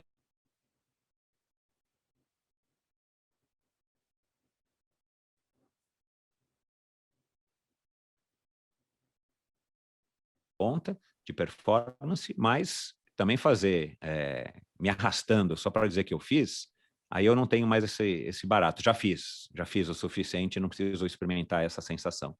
Chega. Não, tem que, é o sofrer, mas o sofrer gostoso, não o sofrer que você está Exato. O despreparado. mínimo de rendimento, né? Não é para ganhar, mas é o mínimo de rendimento. E em que momento você descobriu que você resolveu fazer o podcast, cara? Como é que foi essa história? Eu já vi assim, já fui pegando coisas na sua história, você falou comunidade, conversava, não sei o quê, conversava. Falei, já sei. Ele juntou o que ele gostava de fazer, botou para gravar e foi mais ou menos É isso? mais ou menos isso. Eu acho que tem muito a ver com um momento de nostalgia também. Isso eu nunca falei para ninguém. Eu acho que tem um pouco a ver com esse momento de nostalgia, cara. O fato de eu ter sido obrigado a parar de correr, porque se eu corresse hoje, eu estaria competindo. Principalmente as provas de 70.3, ainda mais as provas do Ironman, que são super legais, do Galvão. Mas só para competir, né? Como eu estou fazendo agora os Letapes, vou agora para o Giro da Itália, lá de Campos do Jordão, só para terminar, né? Aliás, com tempos bem ruins, mas eu curto, né? E, cara, eu já me acostumei, já faz mais de 20 anos que eu não consigo engrenar corrida, de treinar corrida, assim, não consigo. O começo foi duro, para mim foi difícil, mas, cara, a gente percebe que existem dificuldades e dificuldades na vida. Eu não posso reclamar pelo fato de eu não poder correr, né? Eu consigo pedalar, eu consigo nadar, eu consigo fazer. E se eu não puder nadar nem pedalar, eu vou inventar alguma coisa para fazer. Mas, enfim, era o meu problema, por isso que eu dava importância para ele assim. E demorei, cara, para conseguir assumir que, enfim, não consigo correr. E eu gosto muito de música e eu gosto muito de esporte. E eu já tinha tido a ideia, quando eu comecei a ouvir podcasts, lá no comecinho de quando surgiu o podcast, por acaso, por acaso não, né? Por conta do iPhone que eu tinha na época, eu descobri que existia podcasts, né? Porque vem aquele aplicativo nativo. Eu comecei a ouvir podcasts de música. E aí, cara, eu morava em Fortaleza na época e tinha um amigo meu que tinha uma loja de disco, de LP. Eu falei, cara, ele era meio nerd e tal. Eu falei, pô, a gente podia fazer um dia eu dei ideia, vamos fazer um podcast? Eu falo de esporte, você fala de música, eu também curto música e vai ser super legal. Mas uma coisa que ficou só na conversa, né? Nem ele, nem eu. Nunca paramos para falar mais sério e falar, bom, mas como é que a gente começa? Nunca teve isso, mas ficou na minha cabeça. E aí, cara, em dezembro, sei lá, dezembro não, no finalzinho de 2016, eu comecei a pensar e falei, cara, eu quero fazer um podcast. Aí você fica, né? Aí daqui a uma semana você pensa de novo. Aí no dia 1º de janeiro de 2017, eu falei para minha mulher, falei, cara, eu vou fazer um podcast. Vou começar aqui a pesquisar e tal, vou ver como é que eu faço para fazer, né? Eu não sou um cara de tecnologia, não sou um cara do áudio, do vídeo, não tinha Facebook, Instagram, nada.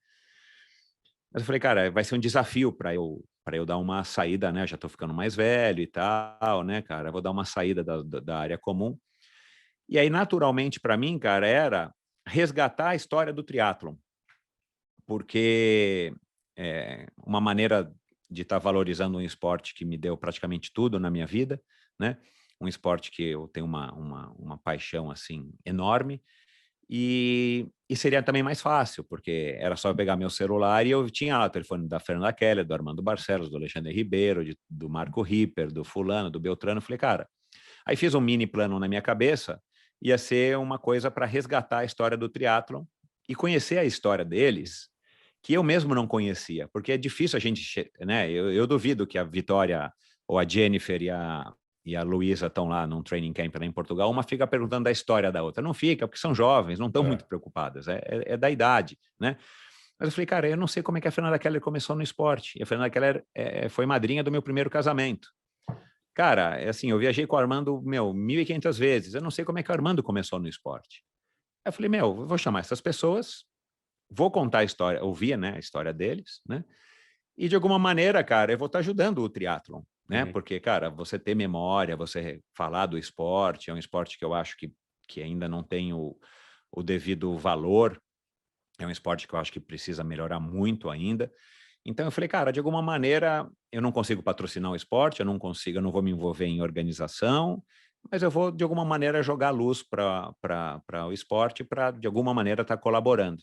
E foi assim que surgiu o Endorfina. Em março eu convidei a Fernanda Keller, nós logo gravamos, sei lá, em abril ou maio, e junho foi ao ar. E aí, por isso que se vocês forem voltar no comecinho do Endorfina, era isso, Fernanda Keller, o Marcos Paulo, o Núbio, Galindes, Alexandre Ribeiro, porque essa era a ideia. E eu não sabia que o Endorfina ia crescer. Mas a hora que ele foi crescendo na minha cabeça, né, porque também não tinha referência, mas eu achei que eu fosse ter uma audiência muito baixa. E baixa para mim era assim, ter 50, 100 ouvintes por episódio. Logo na Fernanda Keller, acho que eu tive 700 ou 800. Eu falei, opa, caramba, mas as pessoas, que bom. E aí foi, cara. Aí chegou uma certa altura que eu pensei, cara, não adianta ficar só gravando com pessoas da velha guarda. Eu tenho que começar a gravar. Aí acho que o primeiro deve ter sido o Ivan Albano, que não é um cara atual, mas também não é um cara da primeira ou da segunda geração. E aí, cara, eu falei, não vou ficar só no triatlon. Deixa eu desdobrar para as outras modalidades que eu curto. A corrida, o mountain bike, o ciclismo, a natação. E aí, cara, também não foi difícil de eu chamar algumas pessoas dessas outras modalidades. E aí chegou onde está hoje, cara, assim, meio que por sorte, cara, né, de ter gravado com executivos, com pilotos de corrida, com empresários, medalhistas olímpicos, né, uma Jaqueline Mourão agora, né, em Pequim, 8 Olimpíadas. E aí uma coisa leva a outra, aí os ouvintes vão começando a tomar conta do teu programa, né? Deve estar sendo assim com vocês. Daqui a pouco o ouvinte está tipo, ó, meu, você tem que gravar com fulano, você tem que gravar com ciclano. E, cara, a verdade é que o podcast, e é da mídia isso, mas ele cria essa conexão, né, entre o ouvinte, que está aí do outro lado agora nos ouvindo, e o apresentador, no caso, você no seu e eu no meu. E, cara, e é isso mesmo, e eu fui aberto a isso. Falei, pô, é verdade, cara, eu preciso gravar com amadores. Eu não gravava com amadores, assim, pessoas, sei lá, não lembro agora do nome, mas assim, eu não gravava, não tinha passado pela minha cabeça. Não que eu não queria, mas não tinha passado pela minha cabeça. Mas aí você recebe um feedback de um ouvinte, recebe um outro, você fala, meu, deixa eu experimentar. E você vê que a audiência é enorme, cara, porque as pessoas se identificam também com a pessoa que tem uma vida como a delas, né? Que acorda, tem filhos, tem que treinar às 4 horas da manhã, para as 9 horas da manhã tá no trabalho, né? E, cara, aí uma coisa leva a outra, uma coisa leva a outra, e o Endorfina, cara, chegou nesse ponto que onde eu estou hoje, cara, que eu me orgulho do meu currículo de entrevistados, né, do meu cardápio de entrevistados. Eu, modéstia à parte, eu sou suspeito para falar, mas eu acho que, cara, é um super de um legado para o esporte, de uma maneira geral, da mesma maneira que vocês estão construindo especificamente para o triatlon, mas vocês começaram agora aí com Performance SA, com o Lelo, cara, que é fantástico.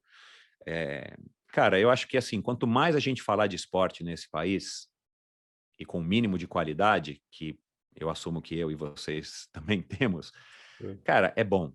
A gente contribui, cara, a gente contribui, né? A gente tá anos-luz de onde a gente poderia estar, em todas as modalidades. Eu que recebo muito ciclista, cara, meu, dá dó. Não deles, dá dó do esporte. Fala, meu, né? Teve agora esses casos recentes de doping, você fala, meu, e aí, cara, o que a gente vai fazer, meu? Acho que tem que jogar fora e começar do zero. Ou vamos. Eu até brinquei outro dia, falei, cara, vamos fazer o seguinte: vamos proibir ciclismo no Brasil, ciclismo competitivo. Vamos fazer só ciclismo amador. Isso proíbe, cara, porque acho que a gente está assinando um atestado de burrice, cara, como modalidade. Não estou pondo o dedo no nariz de ninguém, não tenho condição de culpar ninguém. Mas como modalidade, né? Enfim, então, cara, eu acho que se a gente promove um espaço como vocês têm, como eu tenho, e, sei lá, tantos outros têm hoje em dia, o Celso e o Café Contri, todos os outros. Cara, isso é legal, porque isso fomenta. Isso fomenta o pai, fomenta a mãe, fomenta o irmão, fomenta a criança, o jovem, fomenta o que já está mais velho e que resolve sair do sofá. E a gente traz informação, cara, traz entretenimento. É uma contribuição, cara. Num país como o nosso, que é tão carente de tudo dentro do esporte também, eu acho que, cara, a gente acaba prestando aí humildemente um serviço. São gotinhas, né? Como eu digo no meu slogan do Endorfina, cara, eu quero inspirar as pessoas. E não sou eu, né? Porque não sou eu o foco do Endorfina. O foco do Endorfina é o meu convidado. Mas a gente ouvir um Colucci ou uma Mariana Rata, ou ouvir o episódio que vai ao ar agora, né? Já vai ter ido ao ar a hora que que esse episódio for ao ar, com a Maria Eugênia, que é uma mãe, uma moça aí, executiva de marketing, que tem 3 filhas, cara, que tem que trabalhar, que tem que acordar cedo, tem uma rotina maluca e que encontra no esporte, cara, um porto seguro para ela dar uma relaxada e se conectar com ela mesmo no momento que ela tá com ela e com as amigas, com os amigos, fazendo o pedalzinho dela, cara. E ela nunca vai querer ser campeã do mundo, não tá nem aí. Mas aquilo para ela é o que deixa ela motivada. Então, se a gente conseguir levar essa mensagem para uma quantidade enorme de pessoas, cara, que a gente fisgue 1, 2, 3, cara, a gente está fazendo o nosso papel. Esse é o meu, assim, o meu humilde objetivo com o Endorfina, que não sei se está dando certo, mas, cara, pelo nível de audiência e pela interação que eu tenho com os ouvintes, as pessoas estão gostando. Você falou de inspiração. Eu nunca te falei isso. Acho que eu te falei isso. Eu montei o Jogo Justo depois de ouvir um episódio da Endorfina, cara. Você me contou quando você me ligou, lembra? É verdade. Para falar que você estava começando com uma ideia, que você queria que o Mansur ia ser um embaixador, um consultor. Exato. Faz tempo, cara. Faz bem mais de um ano, né? Foi, um ano e meio. Mas a ideia foi de ouvindo o episódio, peguei os episódios. Eu estava na pandemia na Itália, cara, ouvi bastante Endorfina, que ficava preso em casa. Falei, cara, vamos embora, vamos lá, 4 horas, 5 horas de episódio, vamos embora, que eu não posso sair do apartamento. Não, e você vê, né, Gabriel? Mas você vê, né? É legal você falar isso, Cara, é isso, cara. Assim, de novo, se eu não tivesse feito o Endorfina, provavelmente você pegaria inspiração em outro podcast, ou sei lá, um YouTube, um canal e tal. Mas, de novo, isso que eu acabei de falar, eu acho que quanto mais a gente falar de esporte, melhor. E, claro, a gente vai advogar pelos nossos esportes, e eu estou agora ainda abrindo, né? Gravei agora com a Priscila do BMX, vou gravar agora com a melhor jogadora juvenil de polo aquático que o mundo já teve, que é uma brasileira, que hoje em dia já não está mais tão ativa. Eu vou trazer alguns esportes que eu curto para o Endorfina.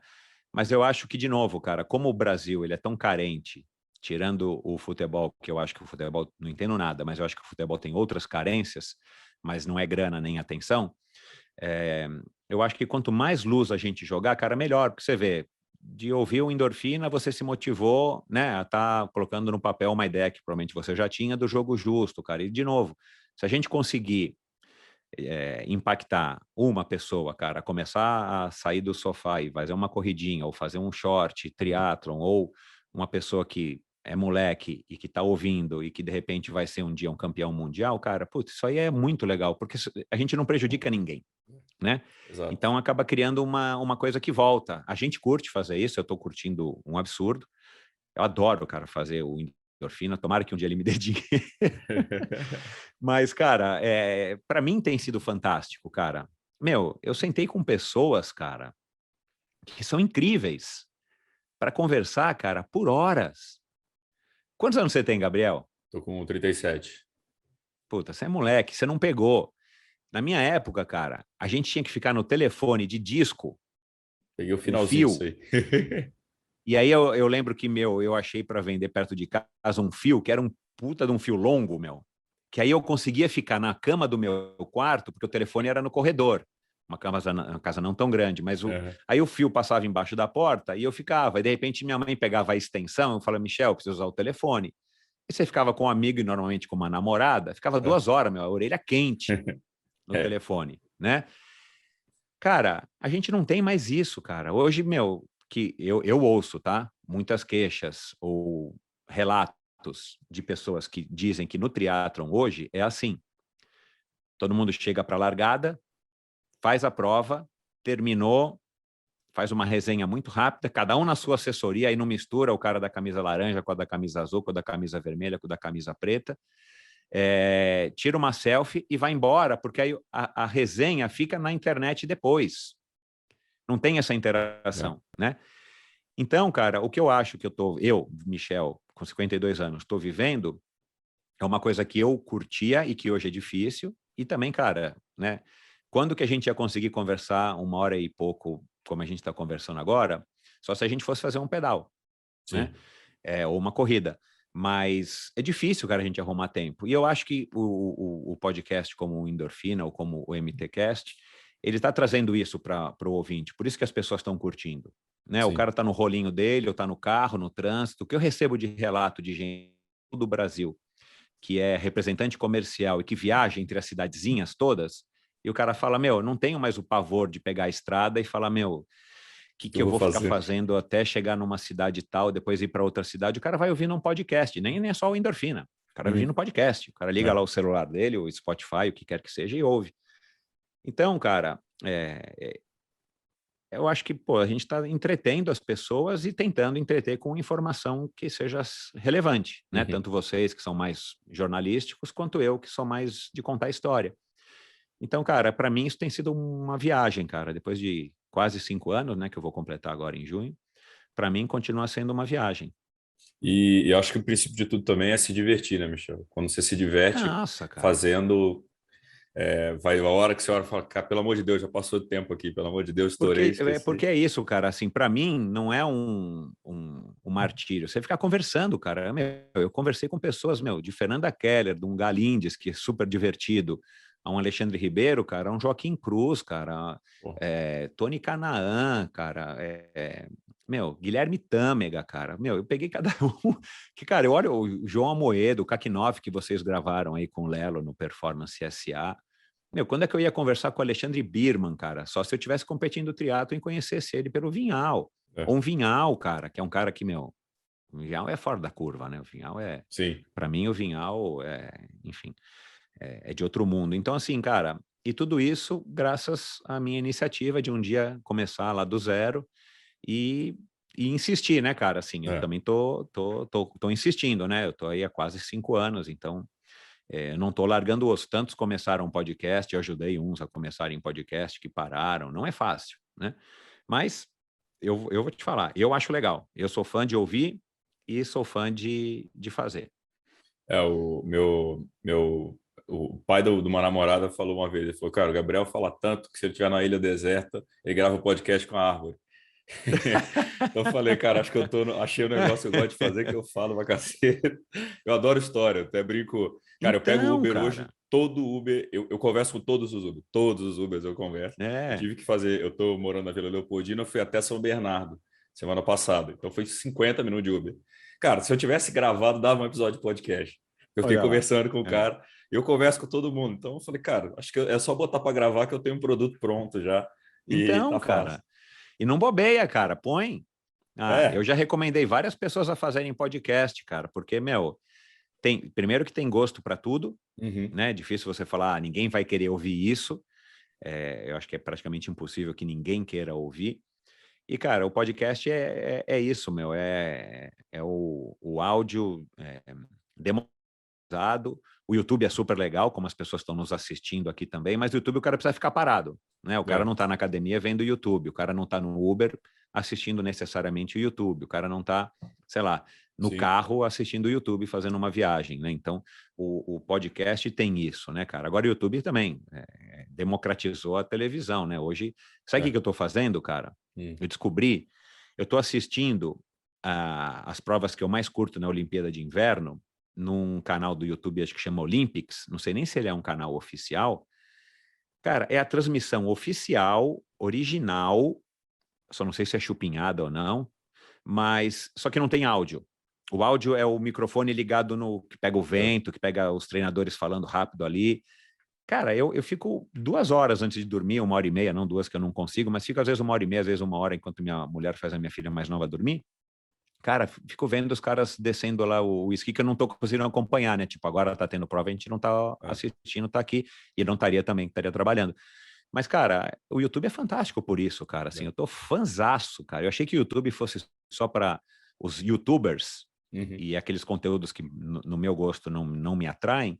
Mas depois eu descobri, cara, que você assiste 1.500 documentários, documentários de triatlon, documentários de bike, documentários de tudo, enfim, N É. outros assuntos. Falei, meu, eu tô fanzaço do YouTube. Eu tô pensando até em assinar o Premium, cara, para parar um pouco com as propagandas, porque já tá dando Enche o saco, nos né? nervos. A gente toma xinga direto, os caras, pô, mas tem propaganda. Eu falei, pô, cara, tem que remunerar de alguma coisa. Mas eu assino, porque eu É, sou um consumidor ávido de podcast via YouTube também, eu consumo muito não, é olhando. legal. Às vezes eu ligo, às vezes eu ligo. Cara, eu vejo, que acho que a maioria, hoje o setor de podcast, né, dá para fazer um podcast só sobre o setor de podcast, se a gente quiser, né? Porque mudou Total, muito, né? total. Acho que a pandemia tem Flow Podcast, Inteligência Limitada, enfim, tem um monte gigante, mudou o É, jeito de fazer podcast. Mas, cara, você falando do YouTube, pô, a gente conseguiu transmitir uma prova pelo YouTube, cara. Quando é que eu ia me imaginar meu, que sem eu ter uma rede de televisão por trás, você consegue transmitir um evento esportivo? não, na minha época, cara, na minha época, meu, seria o sonho. Se você falasse assim, olha, Michel, daqui a 20 anos, cada um vai poder ter um canal de televisão. Fala, não, não vai acontecer. Isso tem nos Jetsons, não vai ter na vida que eu vou viver. Então, cara, a gente está numa era fantástica, cara. Eu É, acho que a gente está tendo o privilégio de viver, você ainda mais do que eu, porque você é um pouco mais novo e você vai pegar muito mais coisa moderna, muito mais coisa legal. Cara, eu sou da época que eu trabalhava, cara, com pager. Eu tinha estacionamento, uhum. eu trabalhava com pager, cara. Eu recebia um bip-bip do cara que estava no estacionamento X, pedindo para eu ligar para ele. Eu parava no orelhão, cara, do carro e ligava para ele para levar nota fiscal. Falo, meu, olha o pager, cara. Um dia eu fui explicar para minha filha, tem uma filha de 22, eu fui explicar para ela o que era o pager, cara. Eu não sei se ela entendeu. É, não Tipo, faz pai, sentido. mas, Para ela não faz sentido, né? cara, e, meu, eu também não sou um cara de 150 anos, eu tenho 50 anos, quer dizer, foi pouco tempo atrás. É. Então a gente está tendo essa possibilidade de viver essa época, cara. E o podcast e YouTube, né, que é o assunto que a gente está falando aqui, cara, eles democratizaram e facilitaram o acesso dessa maneira, cara. Uhum. Né? Assim, meu, você vê hoje a gente está gravando remotamente, cara, e depois da pandemia, então, com todas essas plataformas que evoluíram e as pessoas também se acostumaram, né, a não exigir que a gente estivesse no mesmo ambiente, senão ia ficar sem graça. Cara, você quer coisa melhor, cara, do que você ter acesso à informação de uma maneira praticamente de graça ou com custo relativo, fácil e que todo mundo pode fazer, cara. É, Né? E podcasts, por exemplo, tá igual o YouTube, né? Você tem YouTube do que você quiser, canal exato, no YouTube. Você tem podcast, cara, do que você quiser. Então, meu, é ótimo, cara. É ótimo. exato. Michel, qual é a melhor lição que você acha que o esporte te deu, cara? Ah, cara, boa pergunta. Você acredita que eu pergunto isso para muita gente e eu não tenho uma resposta assim bate pronta, mas assim, se eu, né, para eu te dizer aqui agora para você e para o ouvinte, cara, eu acho que é assim, a determinação, cara, e a humildade, sabe? Eu acho que é a determinação e a humildade. Você saber que para você ter um resultado que pode não ser o resultado que você sonhou, né? Mas o que você gostaria, você tem que trabalhar e você vai falhar e você vai errar e você não vai acertar a maior parte das vezes, mas você tem que ter essa determinação, né, cara, de, de, de ir atrás. E é uma coisa que é uma motivação que eu acho que né, existem estudos e tal. Uma parte ela é intrínseca e outra parte ela é extrínseca, né, cara? Eu vejo assim ao longo dos meus tantos anos fazendo esporte, de uma maneira que todo mundo fala que eu faço um absurdo, e eu faço hoje talvez 20% do que eu já fiz, mas eu vou fazer check-up agora, cara, os médicos falam, nossa, meu, você tá com condicionamento de profissional. Eu falo, porra, quem me dera, né, meu, se eu fosse um profissional com esse condicionamento. Mas por isso que eu acho que é importante, cara, fazer esporte na juventude, meu, para você adquirir isso, cara, e levar isso para a tua vida, porque o esporte é maravilhoso em todos os aspectos. Uhum. Esquece a saúde, a ter barriga de tanquinho ou ter um PR para postar no Instagram. Cara, são os ensinamentos, cara. E logo você aprende, cara, que é isso, né? Você até pode ser bom, né? Eu lembro direitinho, cara, quando eu ganhei o Ironman de Porto Seguro, claro que era uma coisa que eu queria, né? Uhum. Era uma coisa que eu queria, porque toda prova você larga, né? A partir de uma certa fase da tua vida, você larga você querendo ganhar, né? Quando você é um atleta profissional. Embora você saiba que você não vai ganhar do Leandro Macedo e que é dificílimo ganhar do Armando Barcelos ou do Oscar Galindes, cara, teve um dia que eu acertei que foi esse dia, né? E aí, cara, eu fiquei super empolgado, porque foi uma vitória, meu, não podia, enfim, não fazia ideia de que eu poderia ganhar dessa maneira, porque eu já vinha tentando e nunca estava ganhando. Batia na trave. E aí, cara, à tarde, aquele calor de Porto Seguro e tal, não sei o que, eu falei, cara, eu preciso dar uma soltada nas pernas, porque eu tô, além de eu estar muito empolgado, eu tô pregado, né, cara, porque eu me esforcei pra caramba para ganhar a prova. Aí eu fui dar um pedalzinho, assim, bem besta ali na Rua da Praia, na Avenida da Praia lá, que eu não lembro o nome, acho que nem fui até Cabralha, foi só um trechinho pequeno. E aí eu fiquei pensando, né, cara, assim, meu, puta, eu ganhei. Era a coisa que eu mais queria, né? Mas não mudou nada. Assim, legal, porque amanhã eu tenho que ganhar de novo, cara. Se eu não ganhar de novo, não, né? E, cara, e assim. E aí eu voltei para o hotel, tava com um monte de gente, fomos na festa de premiação, a lambada, aquelas coisas todas dos anos 90. E, cara, ganhei, foi super legal, todo mundo dá os parabéns, mas, meu, à noite você tá lá com os amigos, cara, e aí, de repente, os amigos falam, pô, cara, você não tá animado, feliz? Eu falei, tô, mas, cara, eu ganhei hoje, amanhã é outro dia e a vida segue. Então você também aprende, cara, e eu não sei porque eu nunca fui o cara que mais ganhou, longe disso. Eu não sei como é que isso rola na cabeça das pessoas que ganham muito, né? Ou que ganham a maior parte das vezes, ou muitas vezes. Mas, Que é a cara, exceção do esporte, né? No esporte você vai que é a perder exceção do mais que ganhar. esporte. Mas, cara, você tem que aprender, cara, que todo mundo é igual e que todo mundo claro, né? Assim, e eu que já gravei com mega campeões e com tudo mais, você vê, cara, que as pessoas têm um quesinho, mas no fundo é todo mundo igual, cara, todo mundo com as duas pernas, dois braços, com os mesmos problemas, cara, Uhum. com as mesmas dúvidas. E eu acho que o esporte te força a isso, porque eu nunca conheci alguém que só ganhou e nunca conheci alguém que só perdeu. né? Tem gente que não ganha tanto, tem gente que ganha mais. Mas, cara, o barato é você curtir o que você está fazendo, não importa qual a modalidade, nem o nível, mas você tem que curtir, ganhando ou perdendo, de uma maneira saudável. Porque se você pautar a sua carreira, os seus objetivos ou a sua estratégia só na vitória, puta, você vai se frustrar, cara. E alguma hora você para, com tantas pessoas que eu cruzei no mundo do triatlon, que não eram profissionais, mas que pararam, porque o cara achava que, pelo que ele se dedicava, ele deveria ir melhor e ganhar a vaga, ou ele deveria ganhar a categoria.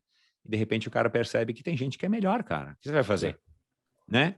Tem gente que é melhor que você em tudo, né? E você pode ser melhor do que muita gente em muita coisa. Mas, então eu acho que isso é uma lição que o esporte vai te ensinando, cara, e você tem que ser um pouco perspicaz, tem que ser um pouquinho inteligente para você absorver isso e não se amargurar e não se frustrar e não abandonar o esporte, né, cara? Assim, porque o esporte, de novo, não é só vencer, não é só perder, tem todo o resto que é muito maior do que vencer, do que perder, e que te ensina muito, né, cara? O esporte é a melhor escolha que eu fiz na minha vida e a melhor escola que eu tive na minha vida. E qual que é o teu sonho hoje, cara?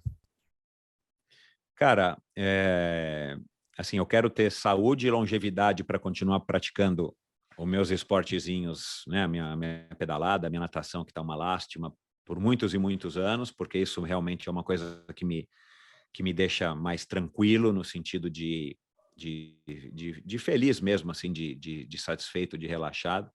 Eu sei que tem um componente forte aí de vício, de hábito, cara, que eu já percebi que muita gente tem, tipo o Mansur, né? Tipo, se ele acorda, tipo, tem um amigo meu também, cara. Hoje ele pedalou 250 quilômetros num dia, pedalou 300 no outro no final de semana. E aí eu falei para ele, cara, dá uma descansada aí agora, tipo segunda e terça. O cara tem quase 60 anos. Dá uma descansada, cara, segunda e terça, para você voltar na quarta, né?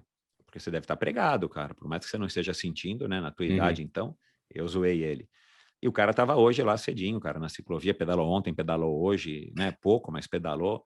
Então é meio que um vício, cara. Então, assim, eu consegui me livrar desse vício que poderia me fazer mal. Hoje eu faço mais por hábito do que por vício, mas tenho essa questão do hábito e tem, claro, a questão do gosto. Então eu quero me manter saudável.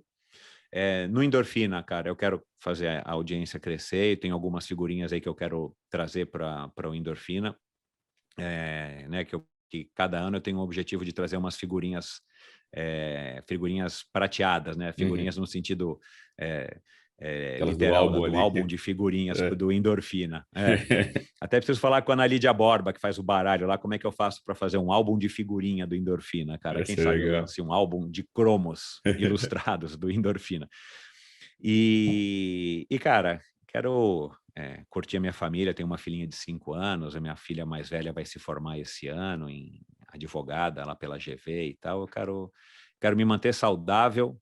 Quero ver se eu vou para Brasil Ride esse ano. É um sonho bem distante, mas como a gente está gravando no começo do ano, não custa sonhar, né? Exato. Mas se eu não conseguir ir, eu quero ver se eu vou ano que vem e manter, cara, meu estilo de vida aí fazendo pelo menos uma atividadezinha física por mês.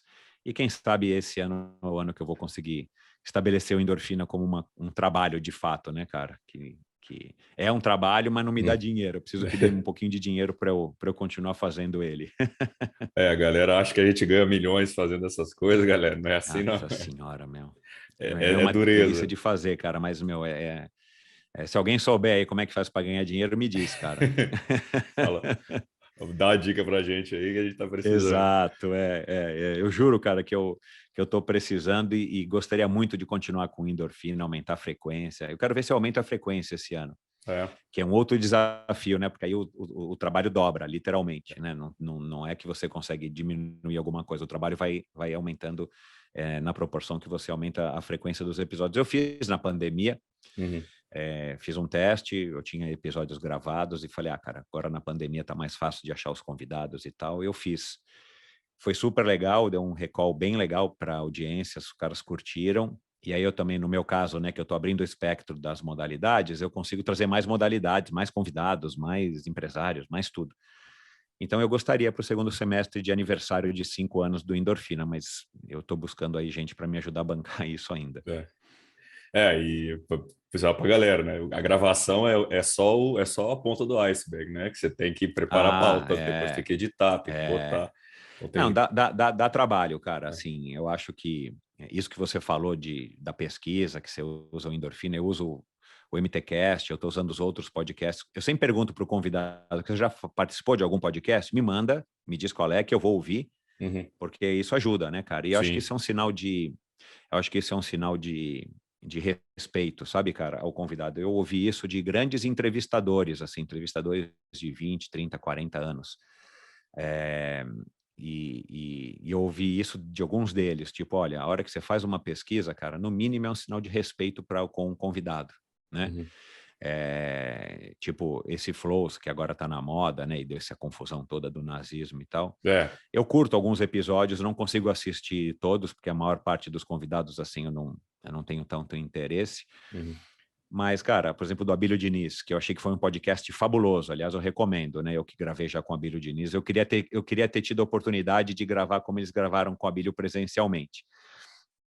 Que fica muito mais legal do que remotamente, porque cria mais intimidade, né? Mas, cara, eles não sabiam que o Abílio Diniz tinha criado o Pão de Açúcar, cara.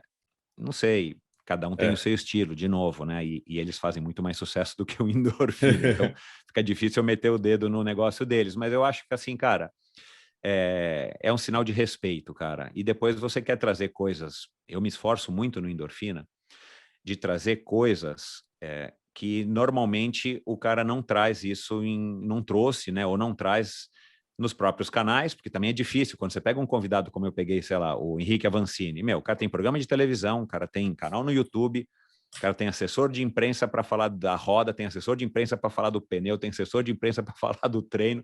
Você fala, aí você ouve do cara, você fala, eu preciso escarafunchar para fazer perguntas e tentar trazer assuntos que, senão, pô, o cara vai no próprio canal dele e fala, né?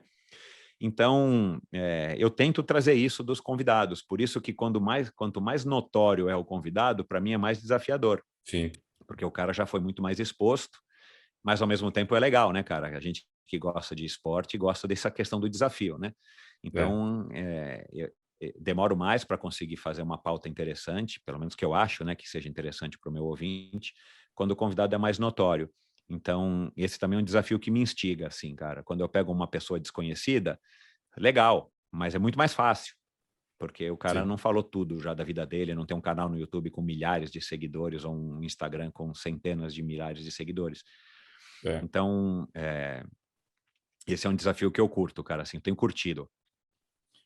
Esse episódio que você falou é bem legal mesmo. Você vê o pessoal do Flows não entende nada, não sabe o que é o Abílio Diniz, não faz ideia do que ele fez.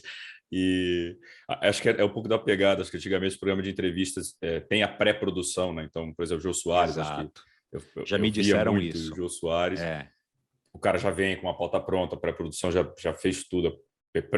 Já tem a pré-entrevista com a pessoa, a produção já vai tudo. Isso, fica mais um release do que uma entrevista, né, cara? O cara vai lá falar tudo o que ele já foi treinado para falar ou que ele já se preparou para falar. Não, então, já me disseram isso do Flows. Eu tenho um amigo meu que adora o Flows. Que talvez seja esse o grande barato do Flows. O cara senta, ele não sabe para onde que ele vai.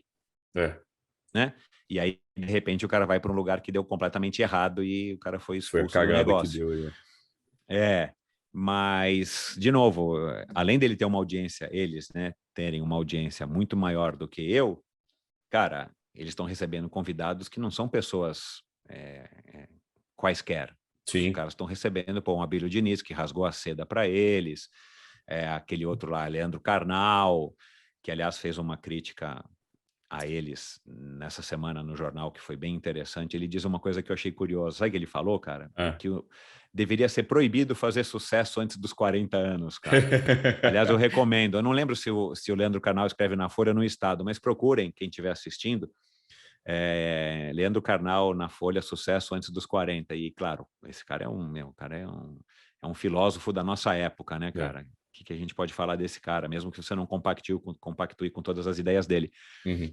Mas eu achei interessante, cara. Mas, pô, Leandro Carnal foi lá, aí vão todos os Eles políticos, né? receberam Sérgio Moro, Ciro Gomes, assim, eu acho Isso. uma teoria que eu tenho. A gente está gravando ó, dia 15 de fevereiro, então eu falo para a galera, para ninguém falar que lá na frente eu falei, Ah. que eu acho que os debates presidenciais esse ano vão ser em plataforma de podcast. É, Ah, é. vai ter o debate da Existe uma Globo, da tendência. Folha. Só que quem quiser É. aparecer, principalmente para público jovem, vai ter Exato. que estar lá e Vai ter o da podcast, Globo, vai ter o da Band, mas vai claro. ter que ter esses, cara, para falar com o público que é o público que não está ligado na TV. É verdade. E ela no A minha filha de formato 22 anos, cara, não ela não tem vai. TV na casa dela. Exato. Ela só assiste o YouTube. Ela tem um aparelho, mas para ligar no YouTube ou no Netflix. Eu Ela só não tenho TV para ver sabe. esporte também. E o resto eu só jogo. É só para de esporte, cara. Do É, contrário. não, mas você falou tudo, cara. Aí você vê a relevância do podcast como Sim, mídia. mercado Independente se vai ser no Flows ou o podcast que for. é. Mas a relevância do podcast como mídia, né, cara? Assim, eu sou fanzaço da mídia do podcast. Independente, né, de novo, se eu gosto ou não do Flow, se eu acho que eles estão certos ou errados. Mas eu acho que a mídia é uma mídia fantástica pela democratizada que eles deram, Uhum. que a mídia deu no acesso à informação só via áudio, que antes a gente só tinha via YouTube, né? E pela praticidade, né, cara? Você ouve sem internet, isso é Sim, diferente também, né? Só acho que no YouTube Premium que você consegue ouvir sem internet. Você baixa e sim. depois assiste ao vídeo. O YouTube não, cara. O podcast não, cara. Você pode baixar, é muito mais leve do que o de vídeo. Você baixa em casa e mesmo que você não queira gastar a sua internet na rua, você já baixou o episódio para ouvir, né? Eu vou no supermercado ouvindo podcast, cara. No supermercado ponho lá e fico lá, vou Então, fazendo compra ouvindo, cara. Dá pra fazer qualquer cara, coisa com.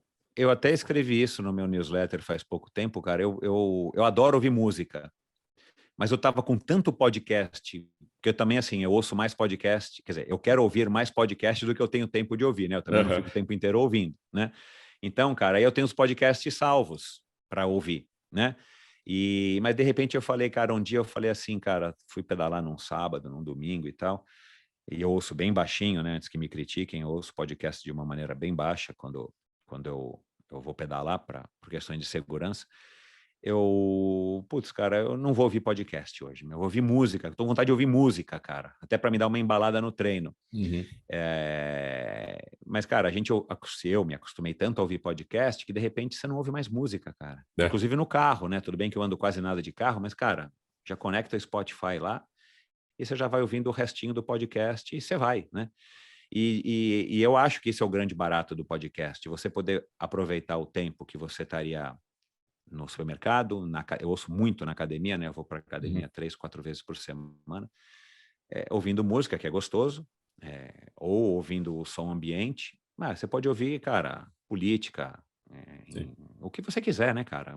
É. Um endorfina, um MTcast para saber as atualidades do triatlon. Quer dizer, cara, você otimiza o seu tempo com informação que você seleciona, não é aquilo que está passando igual no rádio, né? Que você tem que ligar e vai mudando de estação e é aquilo que tem. Aquilo que você quer ouvir, cara. E para quem curte podcast, como eu, que assino, sei lá, eu devo assinar hoje mais de 60 podcasts. Aí, claro, você vai assim, ó, esse eu quero ouvir, esse eu não quero, esse eu quero ouvir, mas não quero ouvir hoje. Eu não preciso ouvir hoje, eu quero ouvir primeiro esse. E aí vai, né? Então, cara, é muito legal, meu. É muito legal. Meu velho, te agradecer. Eu falei que a gente ia ficar em 1h30, menti para você, já estamos passando aqui. Se deixar, vai mais. Nossa, cara, agora que eu vi. Que bom, cara. É gostoso falar, cara. Que bom. Claro, se deixar aqui, os dois falam, vamos até amanhã. Cara, te agradecer por aceitar aí o convite. Que bom que deu certo a gente fechar a agenda. Bom. Te agradecer também agora, publicamente, né, que sempre quando eu fui montar o podcast, você sempre ajudou, todo mundo quis montar podcast. Você sempre falou isso no teu podcast e é verdade, você, né, não era discurso, então você sempre ajudou, dá dica, me mandou link, mandou coisa, microfone, faz isso, faz aquilo. Então, cara, te agradecer aí pela ajuda, pela resenha e, pô, prazerzaço receber você aqui no MTCast.